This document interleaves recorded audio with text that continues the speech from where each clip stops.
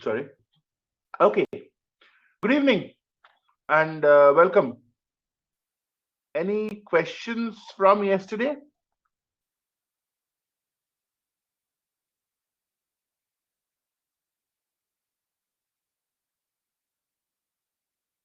Any questions? Okay. If there are no questions, I will start. As I said, later today, we'll spend a few minutes to talk about the evaluation. Fine? Okay. So as I said, later today, because maybe few more people will join, so we will spend a few minutes talking a little bit about the presentation and the evaluation. Okay. Okay. So let me finish off what I was doing yesterday, and then move on to the Basel norms kind of a framework. So remember yesterday I stopped somewhere here in the previous slide where I kind of highlighted the fact that, what do you have to do, or what does it mean to kind of do risk management? And the primary arguments are: we need to identify the source of risk. Once we've identified the source of risk, we need to measure the amount of risk that we are exposed to. And what does measurement here mean? Measurement here essentially means, measurement is obviously the quantification, but the idea is that how do we measure?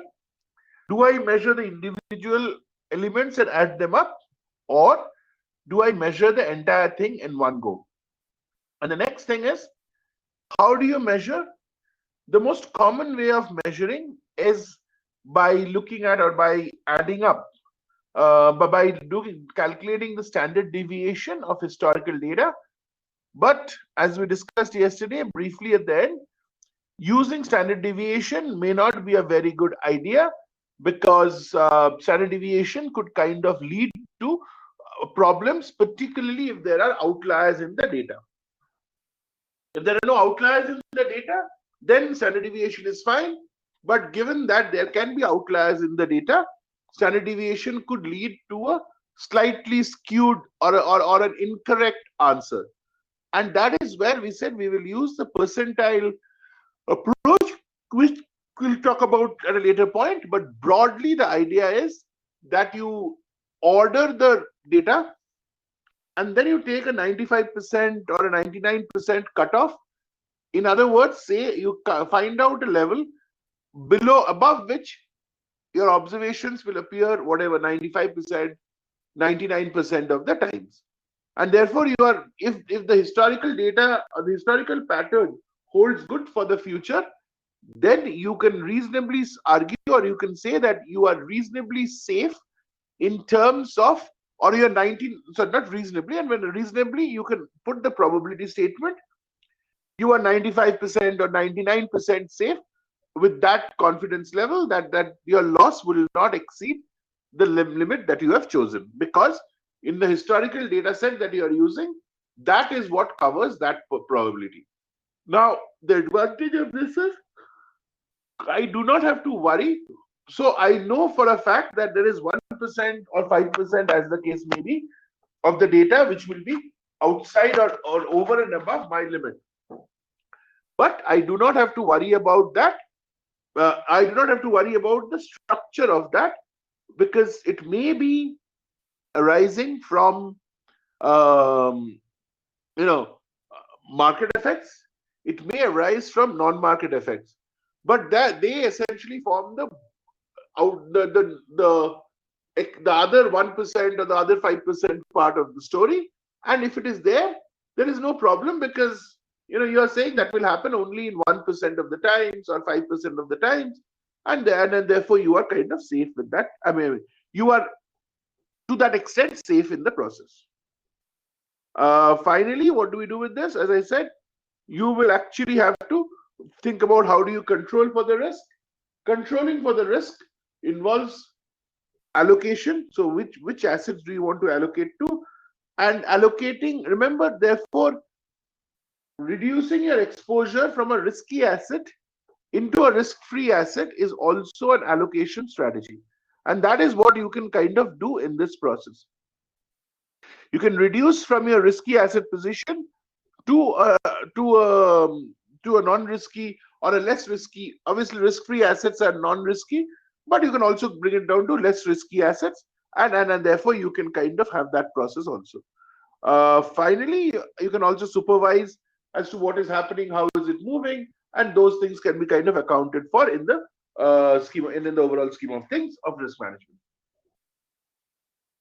Now, one of the things that is there, and then this is one thing that you need to kind of also look at, which is, do I always need to manage my risk? And remember, yesterday, one of the points I made to start with was that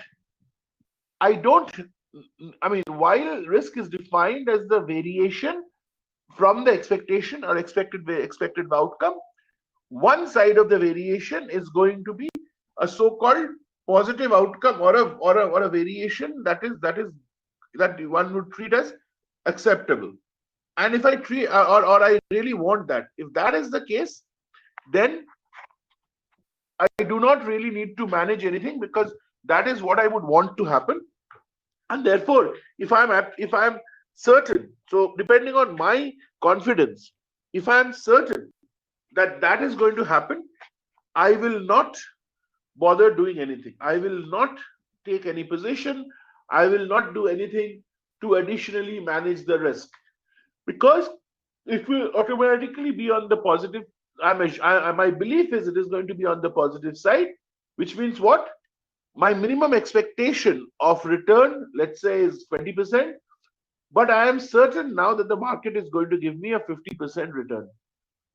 In that scenario, why would I want to do anything to reduce the return that I am earning or making? So I will not do anything. So that's one extreme.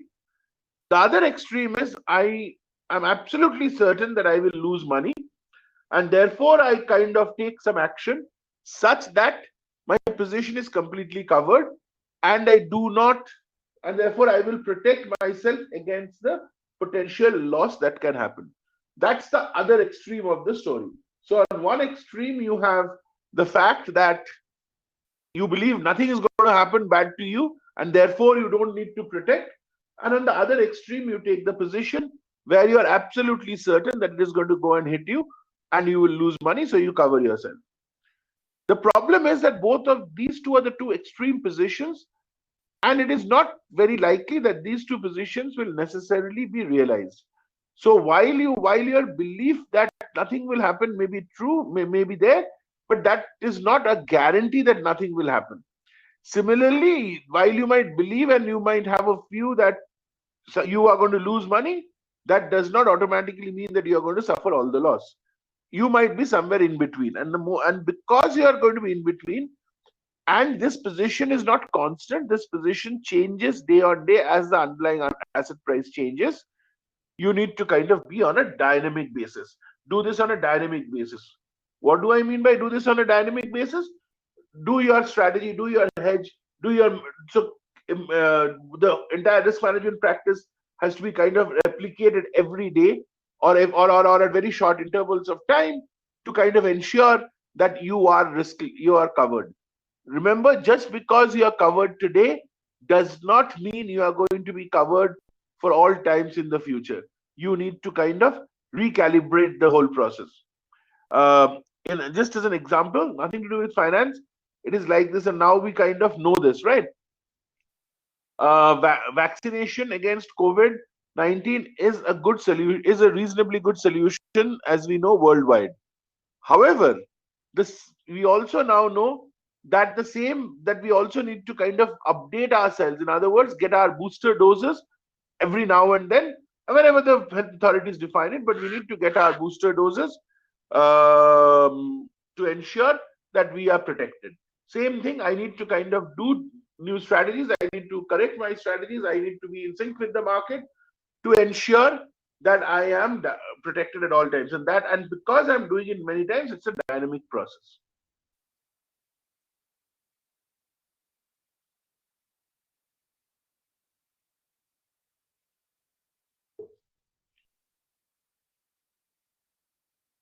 Okay.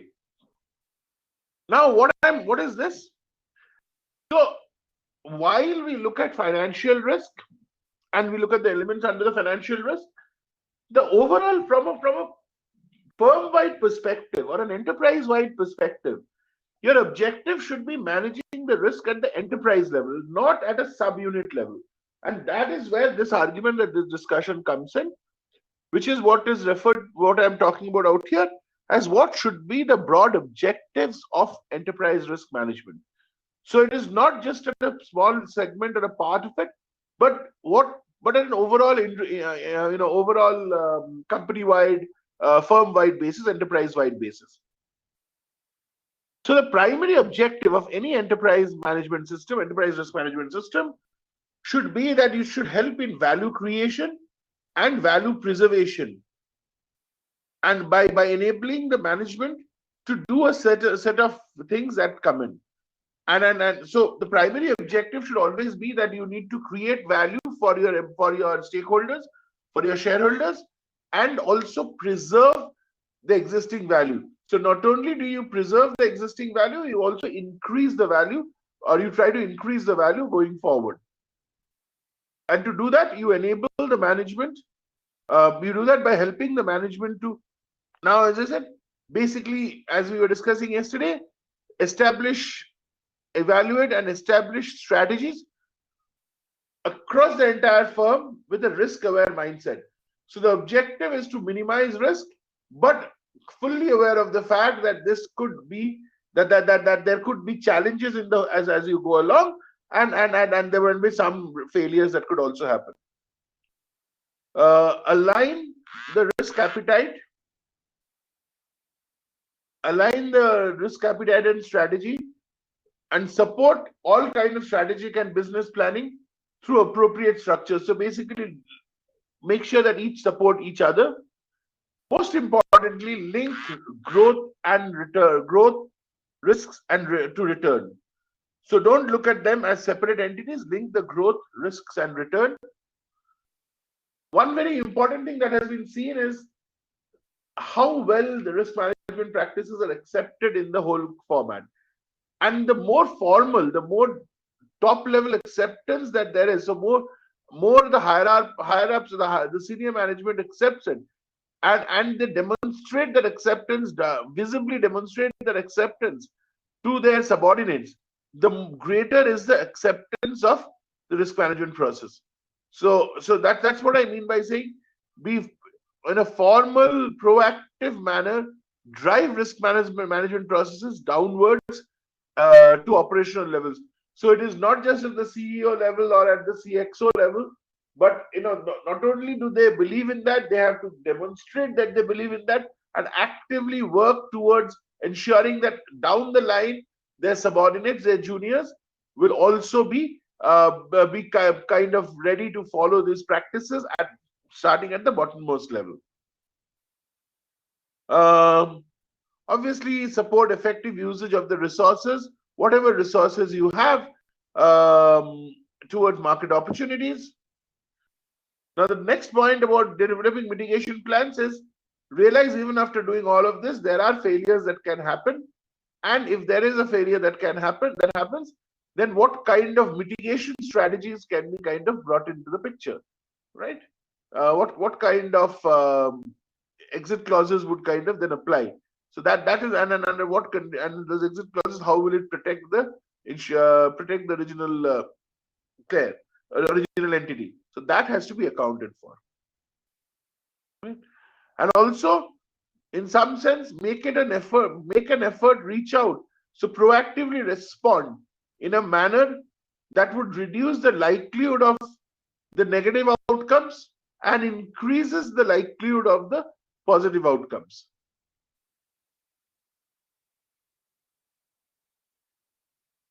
Right?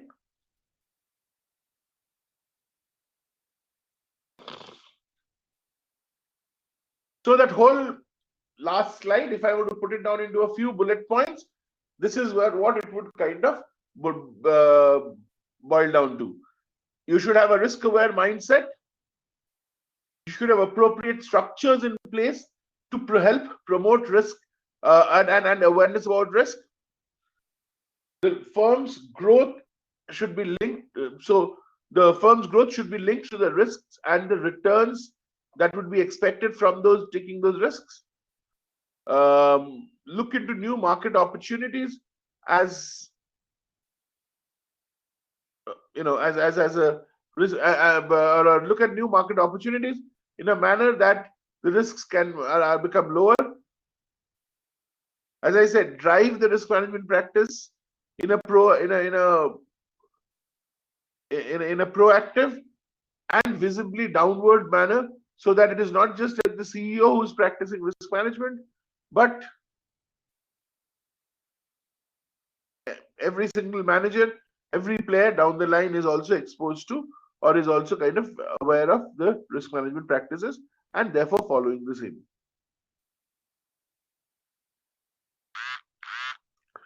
And that would be there till you kind of get everybody to accept that. And finally, you would need to have a risk mitigation plan in place per se. Now, the next 2 or 3 slides, what I have done is I have taken from a business perspective, what are the different sources of risk that can come in and where do they come in from? So the first source of risk that I identify that can come in is essentially a strategic risk argument. This is like, again, going back to the chart that I had yesterday, where does it map or where does it add up? And that is what I am kind of trying to say, that the decision to do business is going to be the first source of risk. And where can they come from? They can come from your competitors. So if you have a number of competitors, then therefore that obviously will lead to a whole challenge of working, and then how do you deal with your competitors? What kind of business model do you run, and what kind of planning horizons do you kind of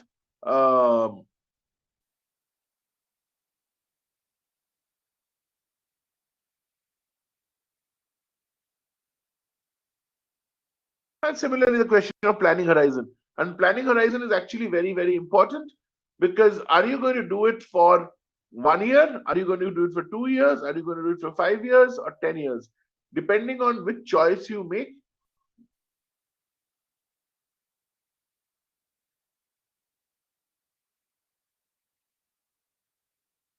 Right?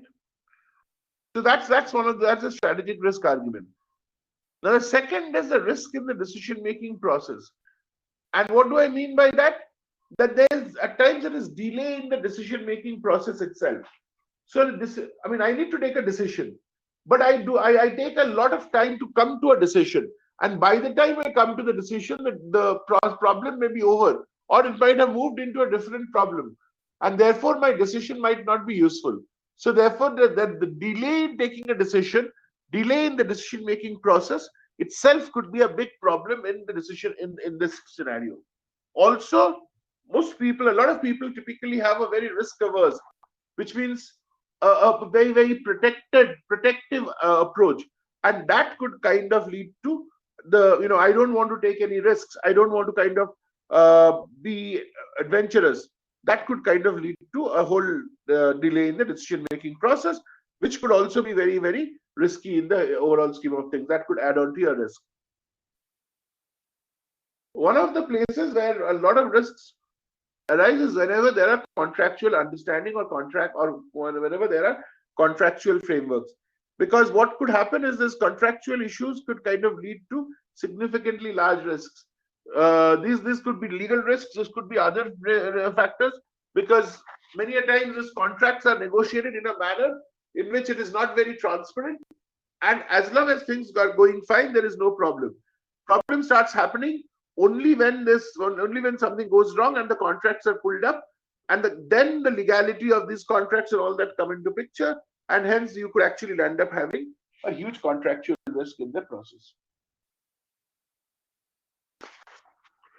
Now, some of these may not apply to you, some of these may not apply to some of us.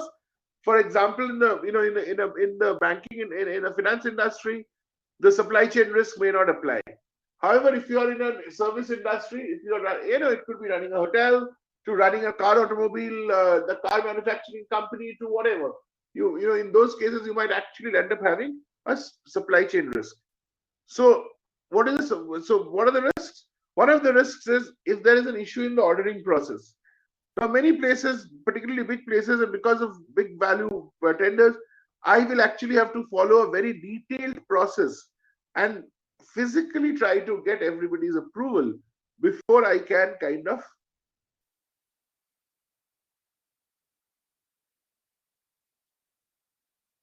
Right?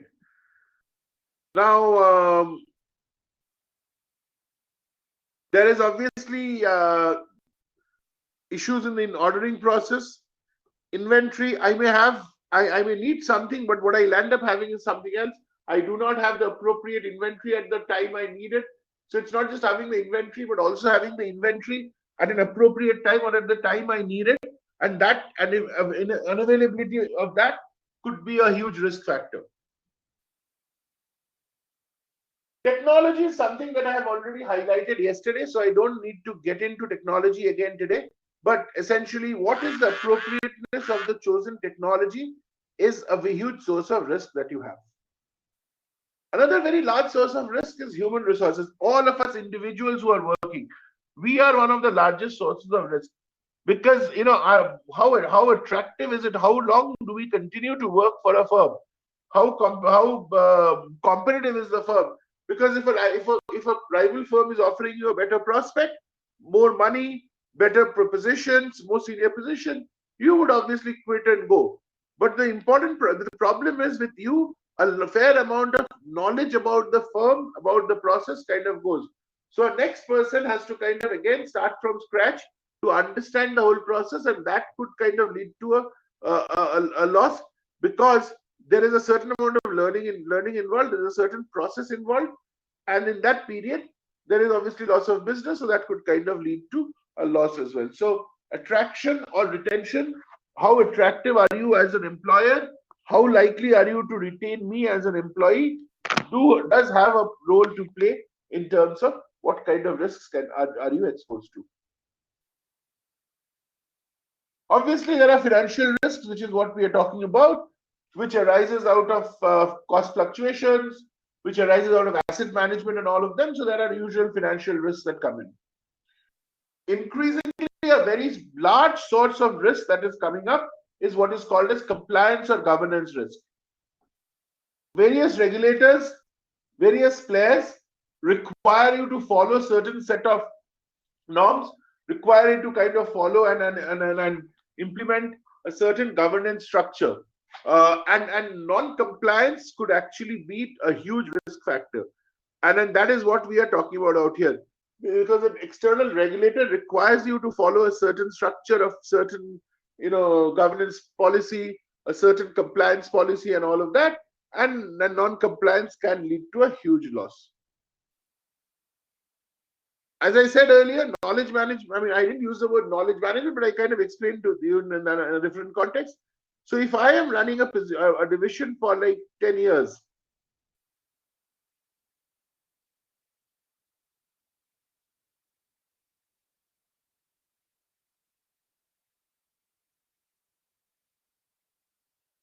now you, as I said, you move on from a position, you are very good at a job and at a certain job and you are doing it.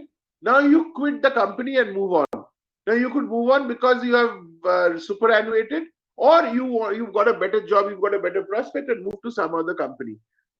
But with you also goes the information about the role that you had. And for a new person, that information may never be available or may take a very long time for the new person to learn the whole process and therefore come up to speed in the same way as you did. And then hence it becomes difficult to kind of manage. Now, some of these are some of these have some solutions if you want to implement it, but not all. For example, in knowledge management, there is a potential solution that is there, which is you can say that, okay, I will document the entire process very clearly. I will write it down and I'll have a whole document of my activities and what happens, so that anybody who comes in my position can take the document and implement the document or read, understand, and implement the document, and that should kind of that can kind of take care of it. So that is essentially the, there is a solution to the knowledge management part of it, but the fact that people will move on, the fact that there are people who will look for better opportunities and all that does lead to a risk arising out of knowledge management. IT is another source. While we do have a lot of IT protections and things like that that come in. However, you know, the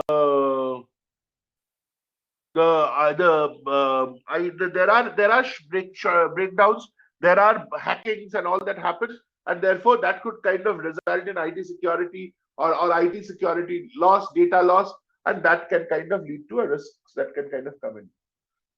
Security is another risk factor, which is obviously always going to be the case, but these are smaller, as because in a lot of financial organizations this kind of has come down. It is more of a data security, data theft that becomes a larger problem. And organization structure also, because if everything is concentrated in one person, if everything is concentrated with just one or two people, and if something happens to them, you have a huge problem on your hands. Whereas on the other hand, if it is very diversified, holding, I mean, even from a management perspective, it could be a problem because too many people would be needed to take a decision, which may not be a very good idea per se. So I think there are challenges on both sides that you will kind of have in that process. So what is so basically fine. I mean, if I were to kind of wind it down in the next couple of slides and move on, and what are the primary risk management steps? They are therefore identify the risk event, do a qualitative analysis and plan risk responses based on that, because in most cases you will not have prior history about the risk management problem. You will, I mean, about the particular problem that you will be exposed to at a point in time. So essentially you would want to kind of create or have some analysis, some idea based on which you will take some action. So plan the responses. And once you have these responses in place, use this information and the information that it will generate to kind of figure out what to monitor, how to monitor, all the things that we talked about, and go forward and have better approaches to the whole process. Because the first time it happens, you would not know what's happening. And since you did not know what's happening, you will actually have to kind of adjust using that logic and learn as you move, as you go along.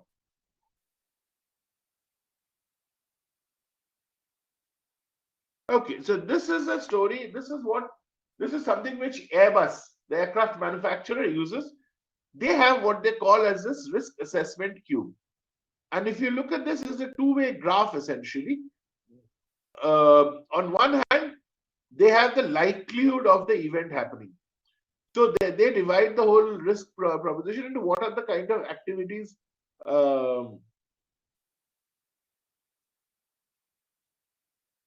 so you identify what are the kind of activities that there are and how likely is there a failure on that. So you kind of look at what are the outcomes, what are the consequences of an action, of a decision, and what is the likelihood of this decision. Why do you want to look at the likelihood of such a decision? Because at the end of the day, what you should be looking at is not the doctor.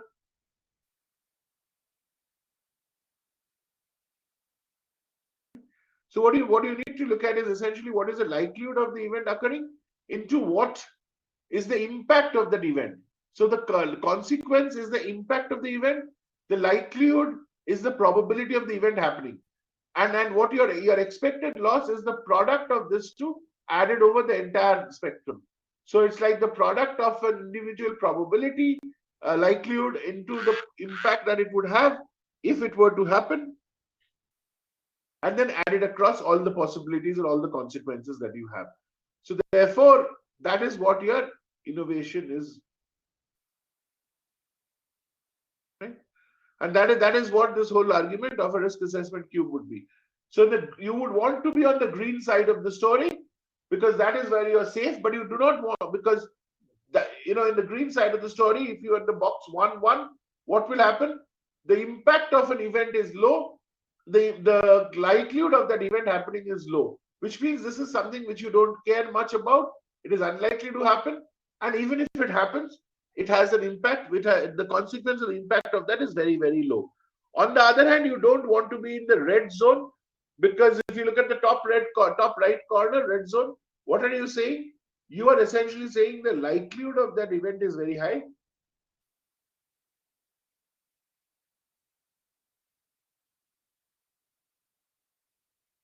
So you don't want to be on the red corner of the cube. Okay.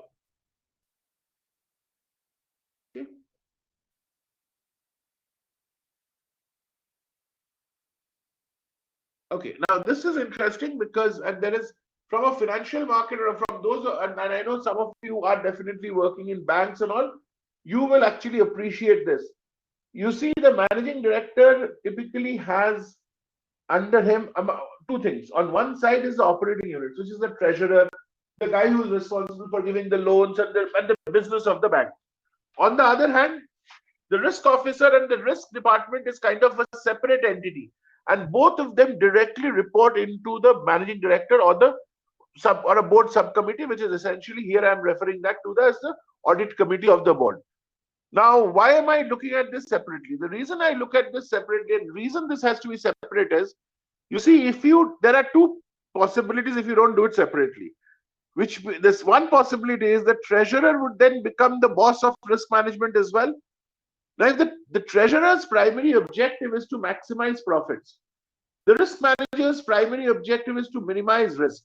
And therefore, if you make the treasurer as the boss, the treasurer will try to push the envelope, push the boundary, to ensure that they are taking more risks. And because the treasurer believes that, oh, well, I'll take the risk, what's the big problem? The treasurer does not believe that the downside can happen.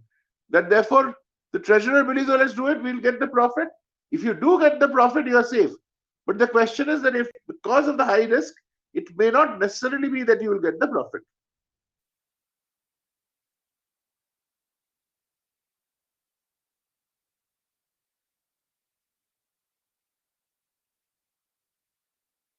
Okay. So therefore, you cannot put that. And if you put the other way around, if you have the risk manager as the boss, then the risk manager's job is to make sure that risks are low, risks are within acceptable levels, and therefore he or she will not take any undue risks, and that will have an adverse impact on the business of the firm or the business of the bank. So I cannot have one report into the other either way. The risk manager reporting to the treasurer, or the treasurer reporting to the risk manager. And the only way this can therefore be resolved is both of them directly report into the bank, into the CEO, or the or the board itself. And therefore, both of them are at equal level at that point. There is no one person reporting into the other. Once that happens, once that is in place, then what will happen is that both these people will kind of be subject to the same level of hierarchy, and then a decision of the CEO or the board will then be conveyed to them, which they will have to implement. It is not one person. It is not that the treasurer has got an upper hand, or the risk manager has got the upper hand, and that's where the advantage of this lies. So finally, one of the things that we need to understand is risk in itself is not bad. It becomes bad when it is unintended. So it is not something that you want to happen. You have not accounted for it. You have not taken action, protection against it, and therefore it kind of becomes a problem. You do not understand risk. It is misunderstood. You thought it will not materialize, but it did. So risk is misunderstood, and it is mismanaged. You have not managed it appropriately, and therefore there is a problem. So that is when risk becomes bad. By itself, risk is not a bad idea all the time. But in this scenario, risk can become bad. Risk management, risk identification, and quantification is not necessarily a trivial exercise. What do I mean? What I mean is that it is not necessarily a simple exercise. It is actually it could actually become a fairly complicated exercise. However, having said that, just because it is complicated, just because it is tough, just because it is it will take a lot of your effort and time, does not mean that that is an excuse you can have for ignoring it. You can risk management, because you cannot say, oh, it's very tough, let's ignore it and then let's forget about it. That's not going to happen. But that's not going to help you. It might be tough, but then you will also have to make an effort to kind of ensure that you solve the problem. You cannot use difficulty as an excuse for ignoring risk. Okay, this is some statements. I'm going to skip this. This is just some ideas as to what kind of things that risk people have said about risk management at different points in time. Right? Okay. So that gives me a reasonably good idea about the about the background of risk and risk management, and then we can move on to specific regulatory frameworks. So any questions on the introductory part?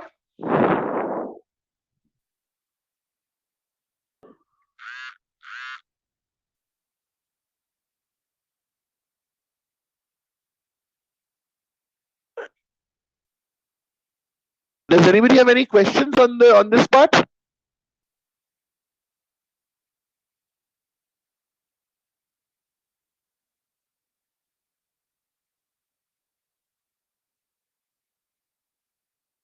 Okay, good. Thanks. Do you have an example? Okay, Hyun, what do you want? You want an example on how risk assessment cube is built in practice? Okay, I do not have an exact example, but I will give you I will try to create an example for you. So what we are saying is, let's say you look at,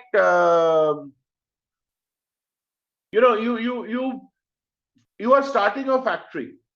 Let's take our example from yesterday. You want to start a new factory, some factory, right? You now say, okay, what are the risks that the factory can face? There might be a wrong choice of technology. There might be a breakdown in the product, in the construction process. There might be a fire hazard. So these are your events. Now what you go and look at is two things. What is the likelihood of each of these events happening? So those are your probabilities. And then you say, okay, if this happens, how is it going to affect my business?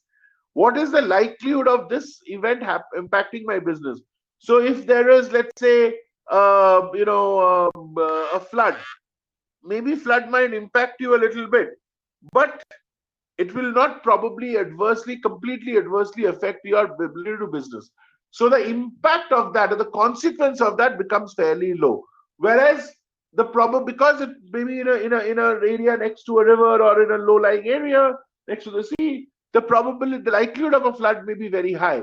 But the damage the flood might do to your business may be very low. On the other hand, if there is, let's say, an electrical short circuit which could lead to a fire in the factory, and the factory gets burnt down, the possibility of an electrical short circuit happening and the factory getting burnt down is very small, right? We know that. However, if it does happen, the impact is very high. So therefore, the impact of the consequence is very high. Therefore, the expected loss under that scenario may be much higher, because the probability of that event is very low, I agree. But in the event that happens, that can actually become very, very large in that story. And that is what you are trying to kind of put in place. So if you can put this kind of a thing in place, whatever number of choices you have and likelihood things there, you will then kind of have a replica of that risk assessment cube. You can do the risk assessment cube on anything, on every aspect of business, on every aspect of even your individual daily life. You can kind of write it down on that basis as well.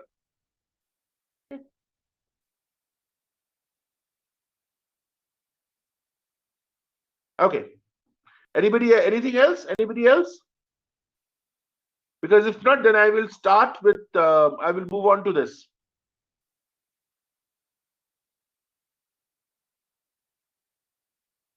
Okay. So what is this? Before I talk about this, you see one of the biggest places where risk and financial risk, and let's now kind of narrow the whole thing down into financial risk per se. One of the biggest problems, one of the biggest places where where risk is relevant, risk is important, is the financial risk part of it.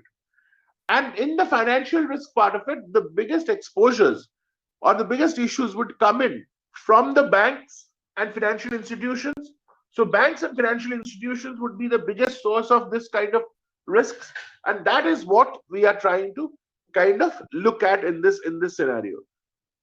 Now, what is Basel 1, Basel 2 and all of that? So there is an organization called the BIS, Bank of International Settlements, and the Bank of International Settlements is located or based out of Basel, Switzerland, and that is why so they at different points, BIS at different points have come up with guidelines which the financial sector, in particular the banking sector, needs to kind of follow or conform to. These guidelines are what are known as the Basel 1 guidelines, the Basel 2 guidelines, the Basel 2.5 and the Basel 3 guidelines, which will come up in the next after this. But fundamentally, these are guidelines issued by the Bank of International Settlements to ensure that the financial system, the risk in the financial system is quantifiable, is quantified and controlled, so that the system does not undergo a meltdown. And you realize that this financial system, if it fails, if the financial system undergoes a meltdown, the whole economy, the whole country will kind of go into a complete mess. So therefore, the need and the importance of kind of looking at this in that framework. So the introduction, as an introduction, if you want to look at it, banks and financial institutions are inherently in the business of taking risks, and therefore they should allocate capital, they should take action towards ensuring that that potential losses that they can be exposed to from the risks undertaken are covered in some form or the other. So therefore they should kind of allocate capital towards coverage against potential losses. Remember, losses have not happened. Losses may happen in the future, but in the event the losses happen, they need to protect themselves, and they need to kind of put capital or need to protect themselves in some fashion. One fashion would obviously be through capital allocation. So in some sense, this initially was thought that one could look at this as a capital allocation mechanism, and in terms of capital required after adjusting for risk, which is nothing but what is referred to as risk adjusted capital for the different business lines and different products. There are different business lines and a bank does different businesses. So it does, let's say, normal lending business, foreign exchange business, corporate so retail lending, corporate lending, foreign forex, maybe housing finance, whatever. There are investment banking. There are different business activities that a bank would engage in. And what we are saying is, how are you kind of allocating capital under each of them, they may have specifically different products. So how are you kind of accounting for, how are you adjusting the amount of capital that would be needed in each case, keeping this requirements in place. And another way of looking at this, the same thing could be saying that, okay, now the regulator wants you to protect the customers, protect the depositors, and therefore the regulator tells you that you have to keep a certain amount of capital towards protection of your bank depositors and stakeholders. That is what I'm referring to as regulatory capital. The remaining capital that you have, the remaining amount of money the bank has, the bank can use for its business, and that is what is being referred to as the economic capital. So the question is that how does this capital how will you allocate the capital between regulatory capital and economic capital? And they are not standalone again, because every action on the economic side does lead to a regulatory capital argument. Why? Because more you take, more business you do, the kind of business you do are risky.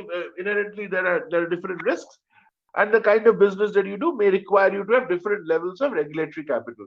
So that is where the trade-off or the change kind of happens. So this is what the definition would be from a regulatory and the economic capital perspective. So regulatory capital is nothing but the minimum amount of capital that regulators would want, each institutions to keep, to ensure that they have some level of safety and protection in the whole process. So each institution has what is called as a minimum regulatory capital requirement, and these are calculated as per the regulators' requirements for each type of institution in the financial space. So a bank may have a different kind of a regulatory requirement as compared to an insurance company, as compared to a stockbroking firm. These are all financial entities, but they may have different kind of requirements. And they also, regulators sometimes also identify what kind of capital will be eligible to become regulatory capital. Not all capital may actually be may actually be usable as regulatory capital. On the other hand, you also have the argument of before I go to the economic capital, also the regulator specifies the minimum amount that you need to keep. The regulator does not specify the maximum amount or a high amount or something like that. They tell you that this is the minimum amount you need to keep, and therefore that is what is referred to as the minimum regulatory capital requirement. That is or MRCR, minimum regulatory capital requirement. On the other hand, you obviously, institutions will do business, and what they so obviously to do business, do different kinds of business, how much of capital would you need to run the business? That is essentially what is defined as the estimate of the business capital or economic capital. Now, this is obviously different from the MRCR, or the minimum regulatory capital requirement, as the methodology adopted here may include risks which are not formally subject to the regulatory capital, or you might be using different models for computation of the required capital and all that. So another simple way of looking at it is, after accounting for the regulatory capital, the remainder amount is what will kind of be available for as economic capital. You have to first kind of take care of the regulatory capital, because you cannot do without it, and then the remaining amount would essentially be looked at from an economic capital perspective. Obviously, individual institutions can decide which of these are more important to them, but in a realistic, practical world, you cannot do anything. You cannot kind of say, I will not keep regulatory capital, because if you do not keep regulatory capital, in other words, if you do not follow what the regulator tells you, the regulator will not allow you to be in business. The regulator will cancel your license, will kind of shut you down and things like that. So therefore, while you may believe that the economic capital is more important to you as compared to regulatory capital, but at the end of it, you will still have to give importance to the regulatory capital, simply because if you want to do business, you actually will have to follow that norm. Also, from a pure market perspective and pure operations perspective, you could kind of identify capital as book value, book capital, or with market value of equity, or with the market capitalization of the institution. So that is another way in which you can define capital. So what we see in one outcome of this two slides is, the same capital that you have can be divided across or can be explained in various different ways. Now it depends on which one you want to use. So you could kind of use regulatory capital, economic capital. You could kind of use it in terms of book value, market value of equity, market capitalization, and all of that. Or as I had it earlier, you can look at it risk-adjusted capital for different businesses and business lines, business products. So all of that is kind of feasible and possible. Now, as I said, this was primarily driven towards the banks and the financial institutions. So the history of the bank regulation kind of can be divided between in this phase. The initial part, pre-1988. In 1988, the first Basel Accord of the Bank of BIS, as I said, stands for the Bank of International Settlements. The first of the suggested accords were kind of put in. It was never accepted, but that was when it was first proposed. It then in 1996, 8 years later, the first set of amendments to this original proposal came into being, and then people started talking about this amendments to the original BIS Accord. Before this could be resolved and closed, the 1997-98 Asian crisis happened. The Asian financial crisis happened, and what that led to was the issue that a lot of the things that were talked about in Basel I needed to be upgraded, needed to be changed to kind of take into account the current market conditions arising out of a crisis that had happened, and therefore the regulators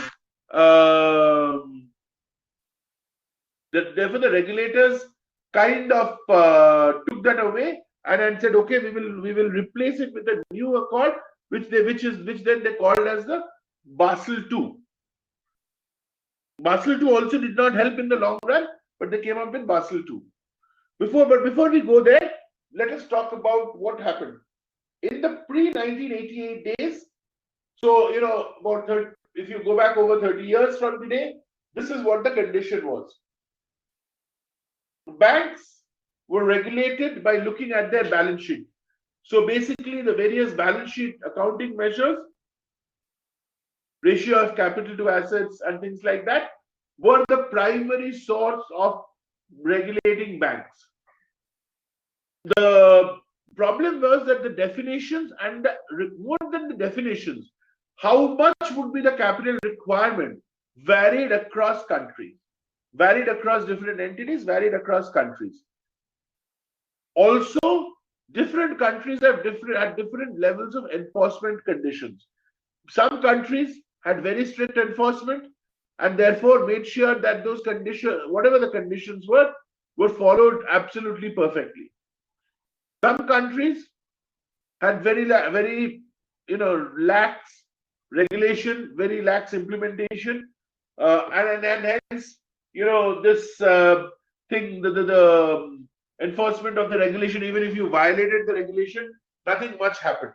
So it kind of became a problem because there was no uniformity of this regulatory framework across different countries. Further, bank leverage increased in 1980s. What does it mean? Which means that banks were borrowing a lot more money than putting in their own money and in investing. So as long as the investments worked fine, they were okay. But if the investments did not work fine, if the investments failed, then that became a whole challenge in the process.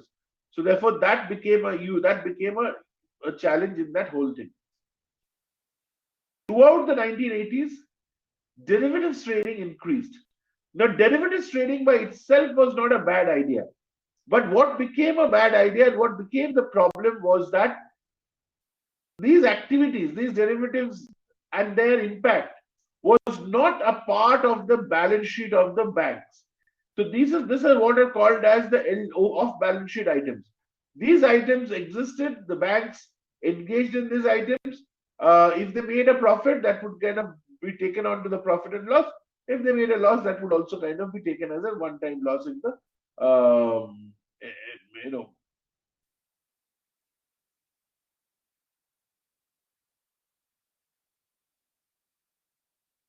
So that became a huge challenge because that kind of these things.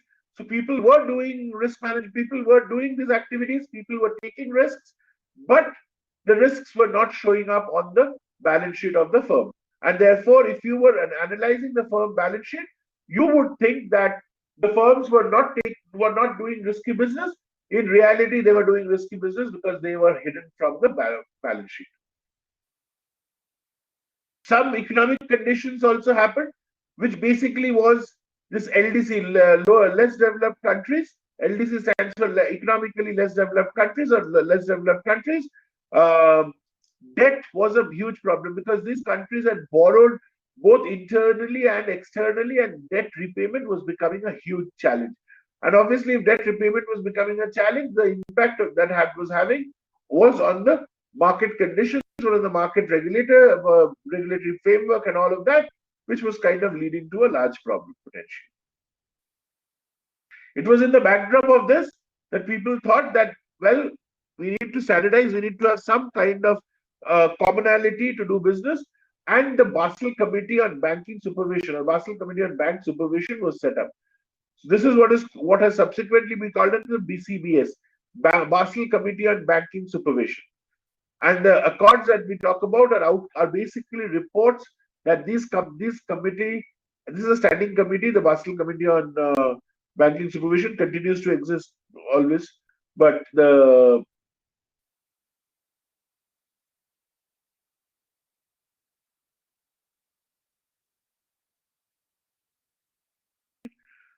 you had the Basel Committee on the Banking Supervision, which was set up. What did it do? This is what it did. So this is what. So the first committee, the first Basel Committee came up with something very, very simple. It was something which was extremely simple. There was really no problem. They came up. Their recommendation was the total capital has to be equal to 8% of the risk-weighted amount. I'll talk about the risk-weighted amount in a couple of minutes. But they said that the total capital that the bank has to keep has to be 8%. The amount of capital the bank needs to keep should be at least 8% of the risk-weighted amount. And they also talked about the fact that at least 50% of this capital has to be tier 1 capital. So in the banking setup, there are different types of capital: tier 1 capital, tier 2 capital, subordinated debt, and all that. This had to be basically equity. Tier 1 capital is predominantly equity. So the 50% of the capital has to come in from equity sources, is what it kind of talked about. What is the risk-weighted amount that we're talking about? So if you look at, okay, before that, let's define the capital. So if you look at tier 1 capital defines equity, primarily equity. Common equity, non-cumulative perpetual preferred shares. You obviously could have, if you have tier 1 capital, you could have tier 2 capital and even lower. Tier 2 capital was stocks, so certain preferred stocks, cumulative preferred stocks, certain types of infinite or 99-year debentures, subordinated debt with an original life of more than 5 years. This is what constituted the tier 2 capital. And there were other capital which did not constitute under this, came under subordinated capital and tier 3, tier 4 capital and all that. Right? So that existed. And what Basel I was recommending, that of the total capital of the bank, 50% has to come from tier 1, which is basically equity capital. What is the risk? And I also said 8% of the risk-weighted thing. What is risk-weighted capital? What is the risk-weighted capital? This is what it is. Basically, a risk weight was applied to every on-balance sheet asset. There was a risk weight that was applied to every on-balance sheet asset according to its risk. Who decided on the risk? The committee decided on the risk. So they said cash and government bonds in domestic market has a 0% risk. The government will not default, and therefore the cash and the government bonds have a 0% risk. OECD banks, which is Organization of Economic Cooperation and Development, a set of countries, OECD countries, banks from OECD countries had only a risk weight of 20%. So basically, they were more or less certain that these claims would be satisfied. However, there was some risk on 20%.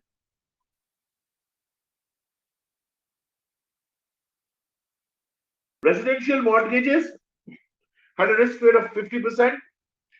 Corporate loans had a risk weight of 100%. Corporate loans, corporate bonds, and there was everything was kind of tabulated.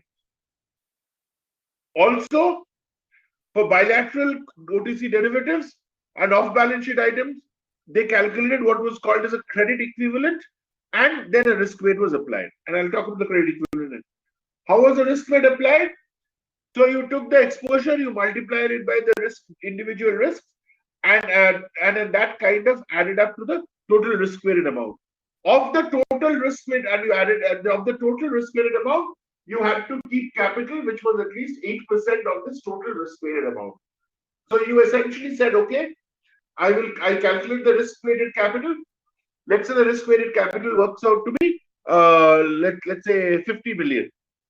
Then the minimum capital that the bank had to have was 8% of this 50 million, which basically meant it was 8% of 8% of 50 million, which is how much? Which is 4 million, right? 8% of 50 million, which is 0.08 into 50, so it's 4 million. 4 million was the capital that the bank would have to hold. 50 million was the risk-weighted capital that the bank came up with. Then 4 million was the capital the bank would need to hold for potential protection against future liabilities and claims that could kind of come in. They calculated the credit equivalent, which is nothing but a replacement factor, replacement cost, if positive, plus an add-on factor. The add-on factor varied depending on the instrument and the so basically 0.5% for a 1 to 5 year interest rate swap, 5% for a 1 to 5 year foreign currency swap. So it was kind of defined in terms of the underlying instrument and the cost that kind of came along with it. So that is how the amount was kind of defined. What was the add-on factor? So they had this add-on factors. So obviously you can look at it. So if you look at the last exam, each one of them had a certain percentage of, and these were percentage of the principal. So look at the small example that I've given at the bottom. You have a $100 million swap with 3 years to maturity, and it's currently worth 5 million. The credit equivalent would be, so it's a 3-year swap, right? It's a 3-year interest rate swap. So you look at 0.5% is the 0.5% of 100 million is what is the add-on factor, which is 0.5 million, and then 5 million was its initial value. So the credit equivalent of that, or the exposure, essentially saying the implied exposure of this on the balance sheet was 5.5 million. Though on an off-balance sheet basis, this was having an exposure of 5 million, but if the credit equivalent came into picture, then you would actually say that a 5 million off-balance sheet swap will be equal to a 5.5 million exposure on the balance sheet. And once you have the exposure on the balance sheet, you can now multiply it by the risk factor, and you can calculate how much, whatever percentage of that capital you want to take for your risk purposes.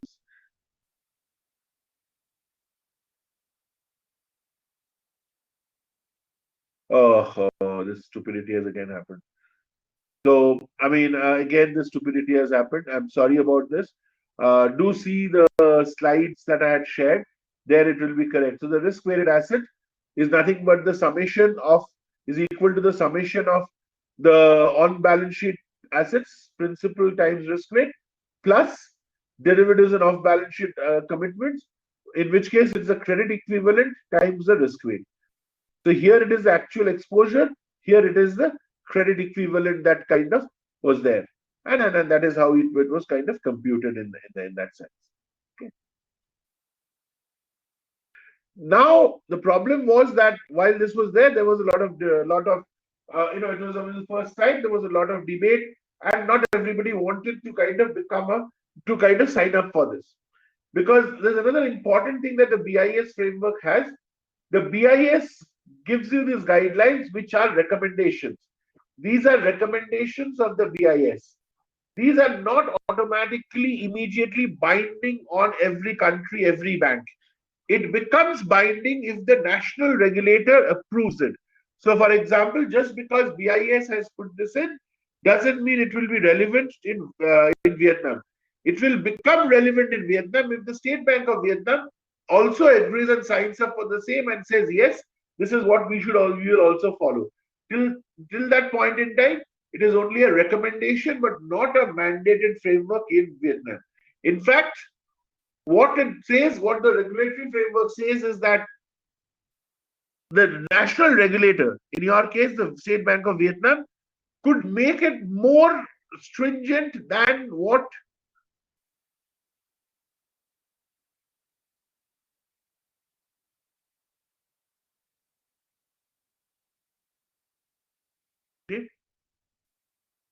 now, obviously, because different countries did not, were kind of looking at it, not everybody was accepting it and all of that.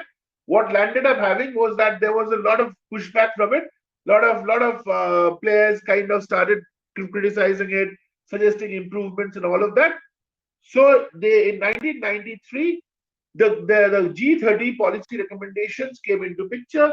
This came from the group of 30 nations, and then what they said was that they came up with about 20 recommendations which were accepted, and improvements to 20 such recommendations were published under the G30 policy recommendations in 1993. Right. Now it also what it also one of the things which was not allowed, but in subsequently 1995 it allowed, is what is called as netting. What is in simple terms netting? Let's say you, as a bank, you have given a loan to somebody, and you also have a deposit of that person in a different context. What is the net exposure that you have of that person? So you've given a loan of $100 million to a client, and the client in a separate deal, the client has banking relationships with you. The client has a deposit of, let's say, $70 million with you. What is the net law exposure that you will have? The net exposure that you have is $25 million, sorry, $30 million, because you have given a loan of 100 million. You have a bank deposit of 70 million. So what does it mean? It means that if there is a loss, if the person defaults and the person doesn't pay you back your 100 million, you still have 70 million of his money with you. So therefore, your net loss or net exposure is only going to be 30 million. And that, so essentially on a netted basis, your exposure is only 30 million. That is what you are kind of looking at it. Instead of looking at the 100 million exposure, you actually should look at only the effective 30 million exposure, right? So basically that implies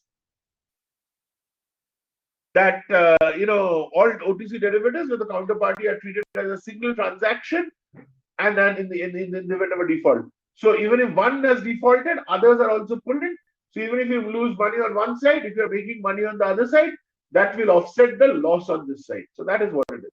Now, this was not originally allowed. However, in 1995, the banks were allowed to kind of do netting to their credit equivalents when bilateral nettings were in place. So when you were doing deals on a bilateral basis, you and I were doing deals, you were doing deals with somebody else, with another friend, you could then kind of use this netting arguments to reduce the exposure, and therefore the potential, fundamentally the capital allocation that you needed to have.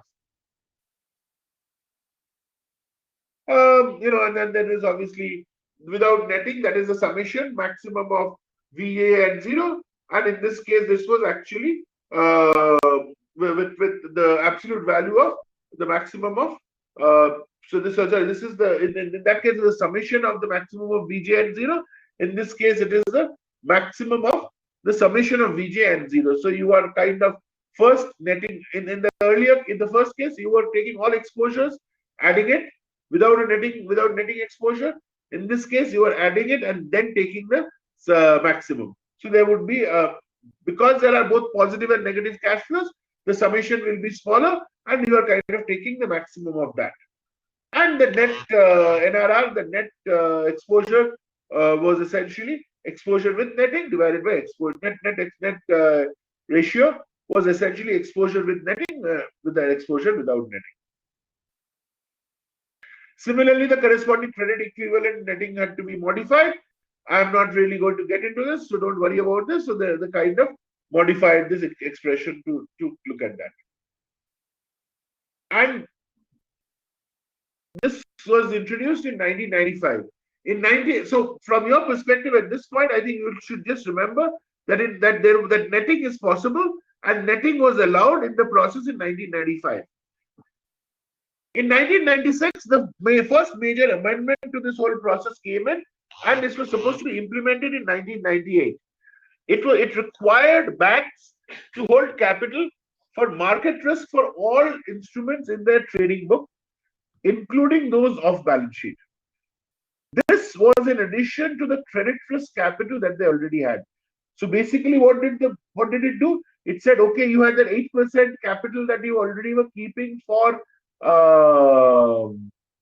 credit capital or credit risk. It now required you to hold market risk capital for market risk for all instruments in the trading book. Remember, or look at it, banks have two books. They have so for our entire portfolio, on one hand, banks have what is called as a trading book, or products which are called as AFS, the available for sale.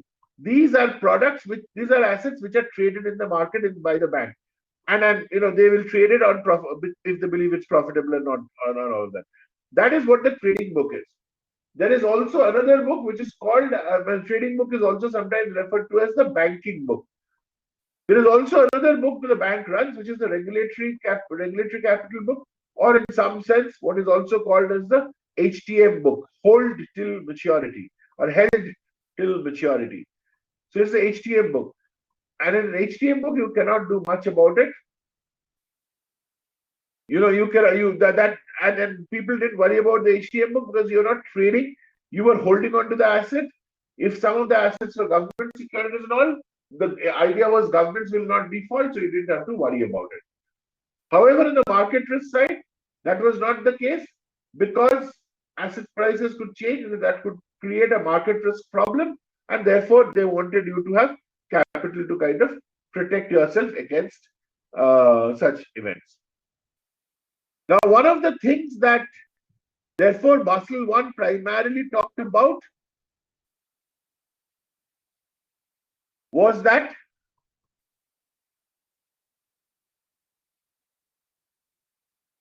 one of the things that Basel I talked about was the fact that it's predominantly driven by capital. Basel I required banks and institutions to keep aside a much larger amount of capital, such that they could then use that capital to protect themselves and then cover for losses in the future. So the idea was that you would actually have a lot more of protection arising through this kind of capital. So, and the other way of looking at this was, well, the total amount of capital available to a bank is fixed. That would mean that now, if you want to kind of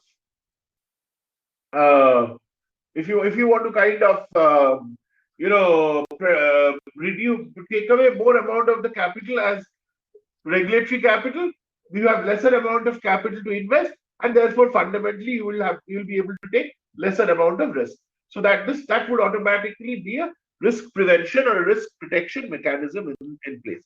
So that was the idea of Basel. This was the idea of Basel I, which was implemented in 1998. Well, it was supposed to be implemented by 1998. Now it was, there were these things, we will value at risk.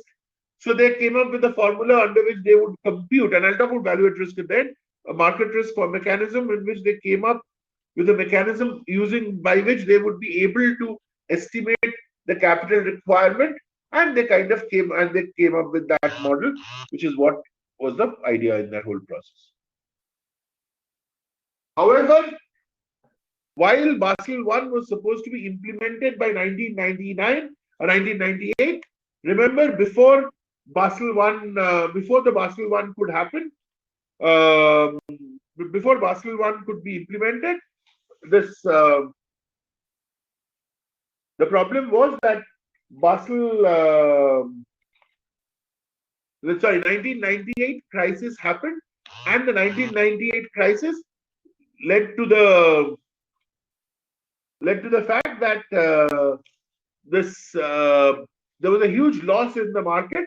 There was a huge loss that people were exposed to, and hence this kind of led to the framework that, if this was the level of loss, even after having these kinds of protections in place, is this good enough, or should uh, or should something more be done towards covering for it, towards protecting for it? And that is what, so people wanted to ask, people started asking the question that is this good enough, or is this even after having this we could not prevent the losses, so maybe we need to kind of look at some other things to kind of better protect the environment, better protect the system. So that became the basic question as to whether Basel I conditions should be met or not. The Bank of International Settlements also looked at the same thing, and they came up with the idea that they then said, okay, no, there are changes to this that is needed, and that is what and therefore let's not implement Basel I. Let us not go ahead and implement Basel I. Let us look at the changes. Let us look at what else needs to be done, and accordingly, implement it. Accordingly, implement the corrected version of Basel I. That is what led to Basel II. Now, Basel II was implemented, or was supposed to be implemented by 2007. Again, something that did not happen. Basel II was supposed to be implemented by 2007. It was talked about by about 2001 or so, 2002. The broad framework of Basel II was put in place, but it was supposed to be implemented by 2007. And Basel II basically was based on these three pillars, what they called as the three pillars of Basel II. There was minimum capital requirement for credit and operational risk. There was something they called as a supervisory review process.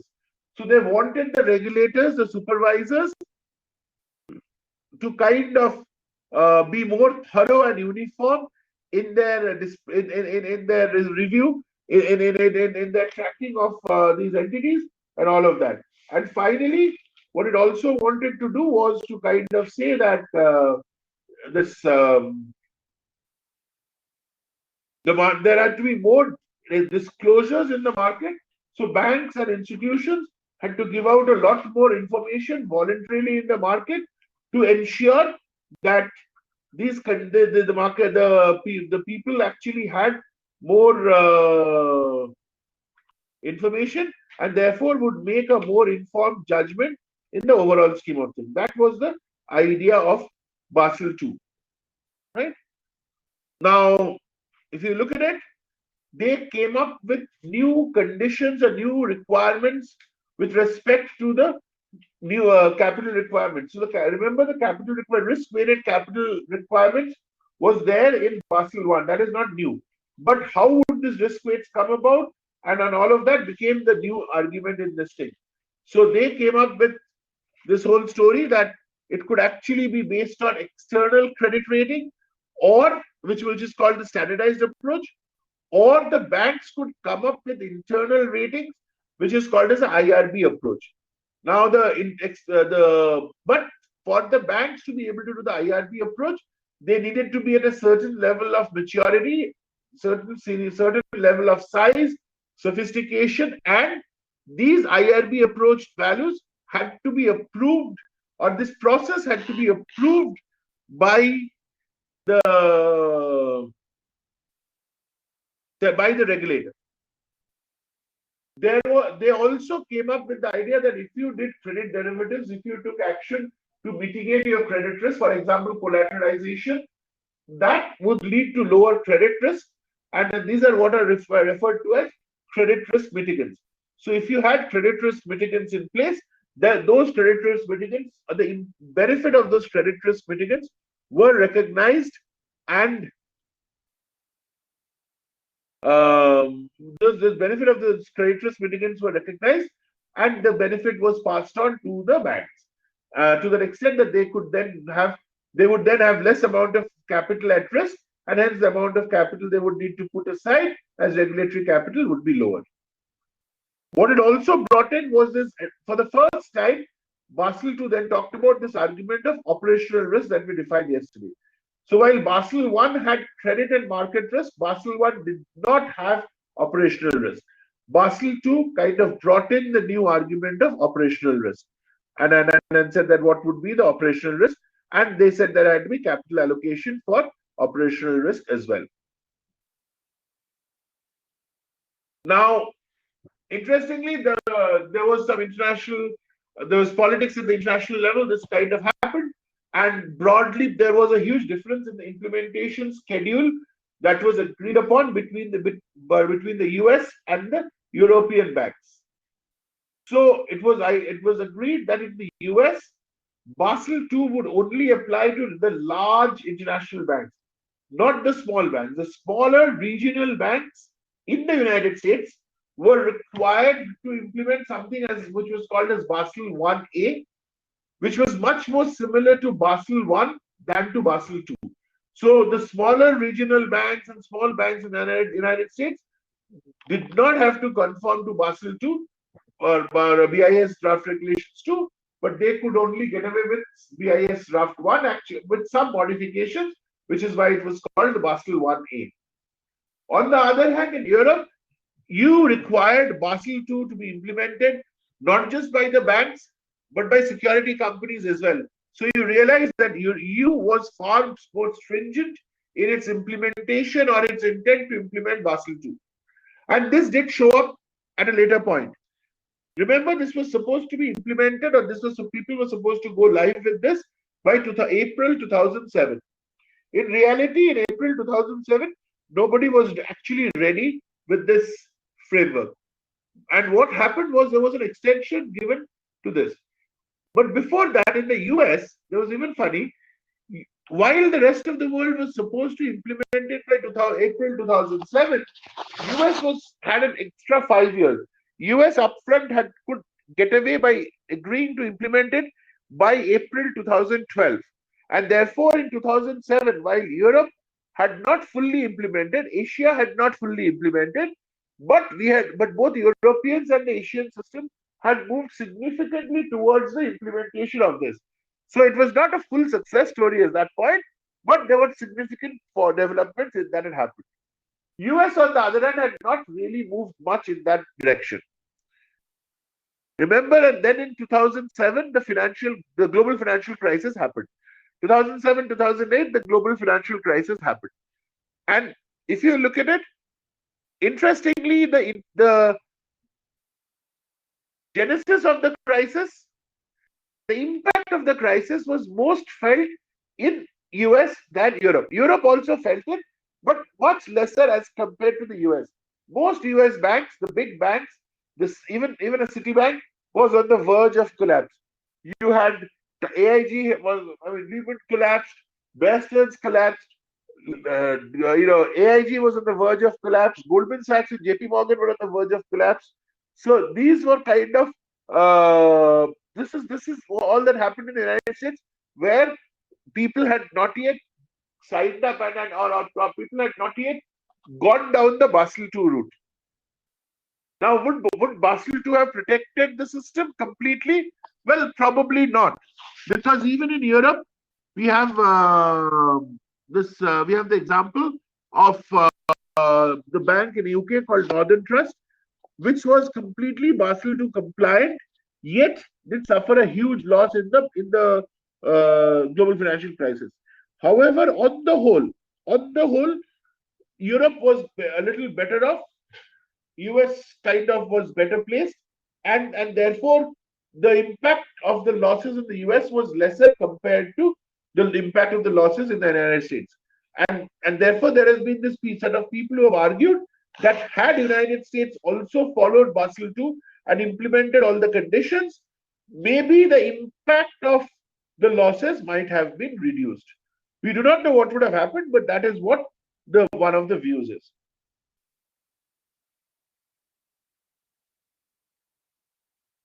Now, this is an interesting anomaly that existed in Basel II originally, in the standardized approach, which was subsequently changed. So if you look at this and look at the yellow shaded portion of the table, that is no longer the current case. This has been modified, but this was there. And what had happened? You see, if you were a country or a bank or a corporate, take a corporate. If you were a corporate whose external ratings was BB plus to BB minus, banks lending to you had to take 100% of your capital as risk weight and then apply the 8% credit charge on 100%. If you went to below that, if you went to double B plus or below, your risk weight was 150%, which means what? So if a bank had lent, if the bank had lent me 100 million, if I was double B plus or double B minus, the bank would have to keep aside 8% of 100 million, which is 8 million as credit capital. If I was a B plus or a B minus or even below B minus, the bank would have to keep 150% of 8% of 100 million, which meant the bank would have to keep 12 million aside as regulatory capital. Right? Obviously, the more amount of regulatory capital that you keep, the less amount available for lending, and therefore the cost of borrowing of me goes up. I will actually have to pay a higher cost because of the low credit rating. Now, if you are unrated, so this is all when you are rated. Now, if you are unrated, if you have not got yourself rated, your capital requirement now instead of the 150% goes back to 100%. Therefore, there became an incentive for worse off companies not to get themselves rated, because obviously, the company knows best as to what is its financial health and therefore what kind of expectation in terms of ratings it could get. And if that is the case, and now if I expect to be badly rated, why would I get myself rated? Because then my cost would go up. On the other hand, I could argue that I am not rated. I do not know what my rating is, and hence I will only I will pay the cost, but I'll pay at 100%. Right? Similarly, look at banks. Bad banks have to go up to 150%. But if you were not rated, so if I could argue that I do not know what my rating is, I would have only pay 50%. And therefore, there was an incentive. What this landed up doing is, it actually created a problem for the people who would otherwise for whom the risk was high and you would want protection. But in this kind of a weird setup, you did not need to do that. You could actually be better off by not getting yourself rated and therefore actually exhibiting a larger amount of risk in the system. This was a part of the Basel II requirement. Subsequently, when the 2006-2007 crisis happened and post that, this has been corrected, and today it is no longer the case. So all those values are the highest of the values. So all of those values have now become 150%. Today, under the Basel 2.5 norm, they're all at 150%. But under Basel II, it remained for some time in this anomaly, in this problem framework, which kind of was stupid in a sense.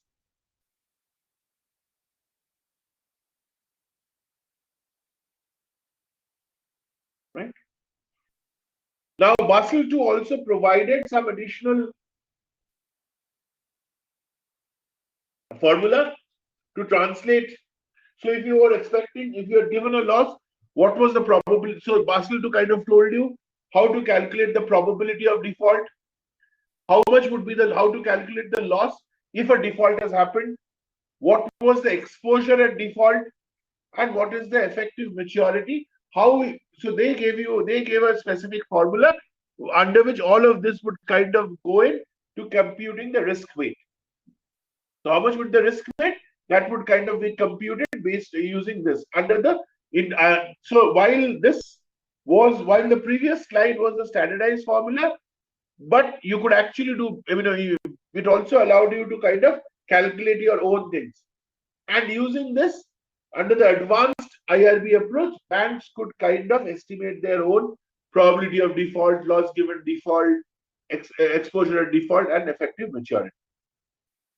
And there are two steps.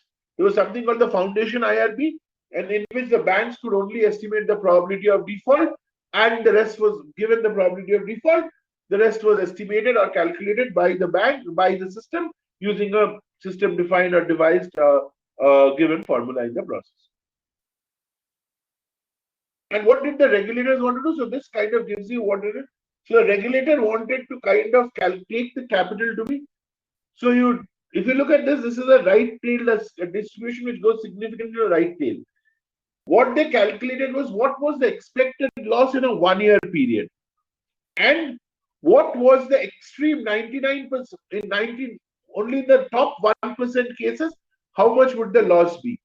The difference is what they wanted to keep aside as capital, or wanted you to keep aside as capital.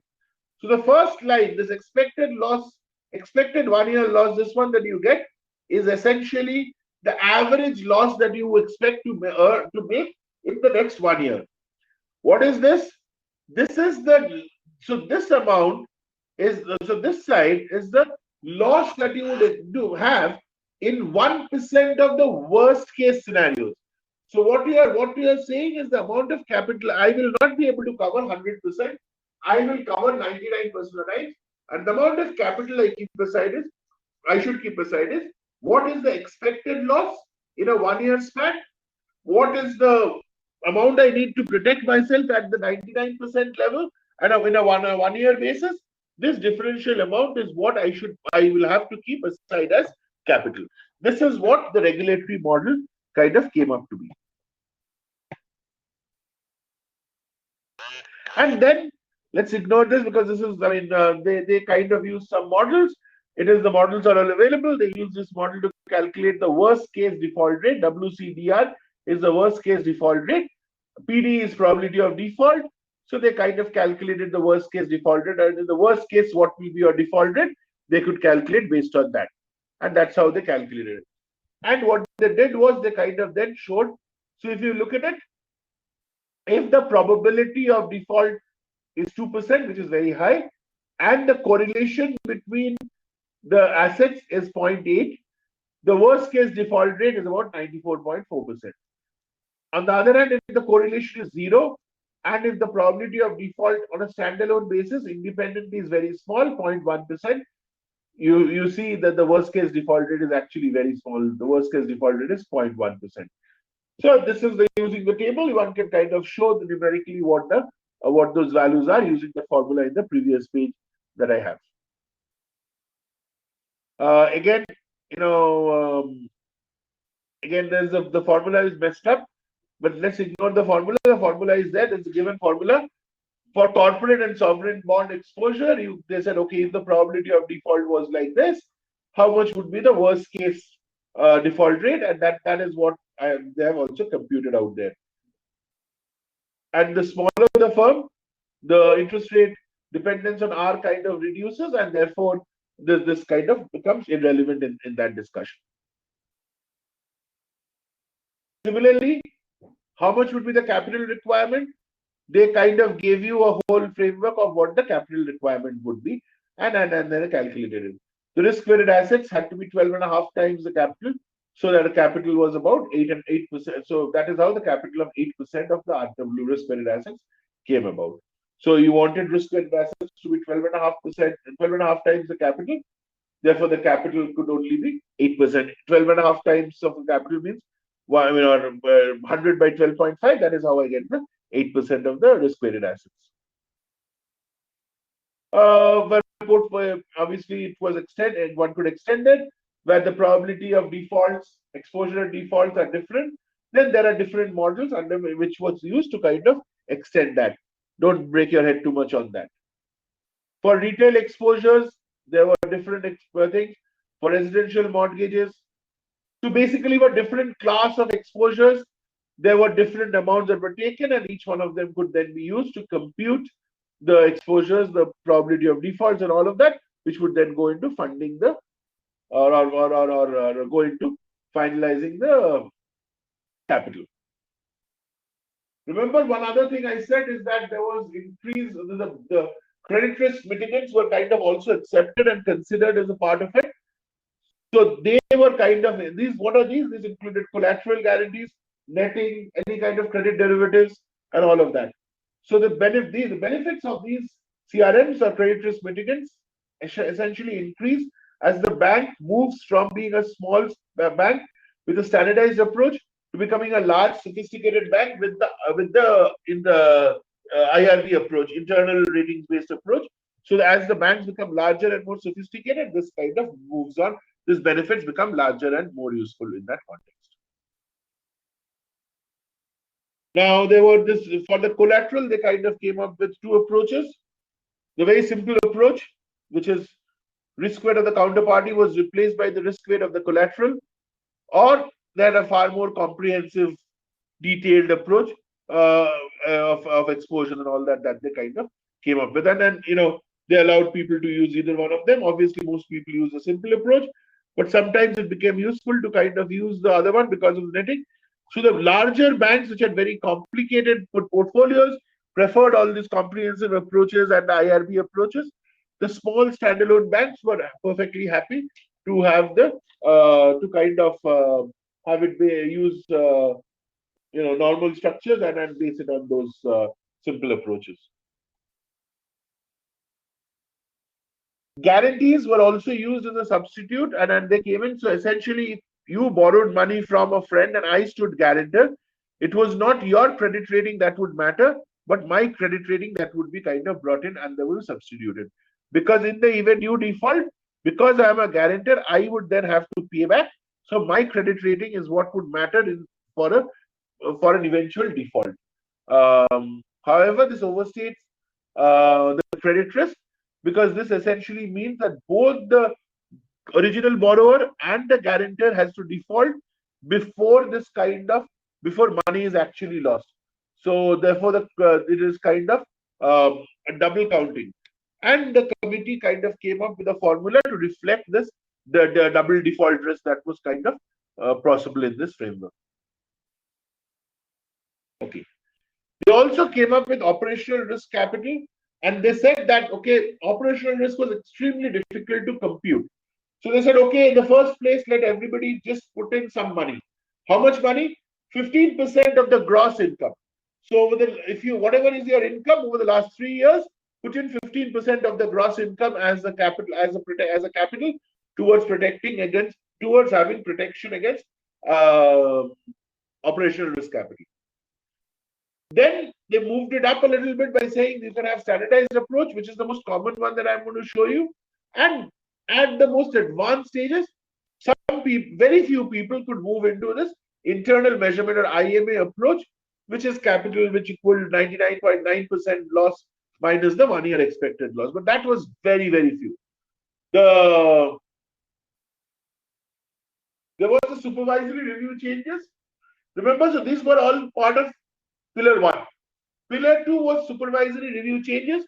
So basically, the regulators were required to be far more thorough and across different countries. Everybody had to kind of be at least following a similar level of thoroughness and focus, so that there was some similarity or some commonality of the process that you kind of got.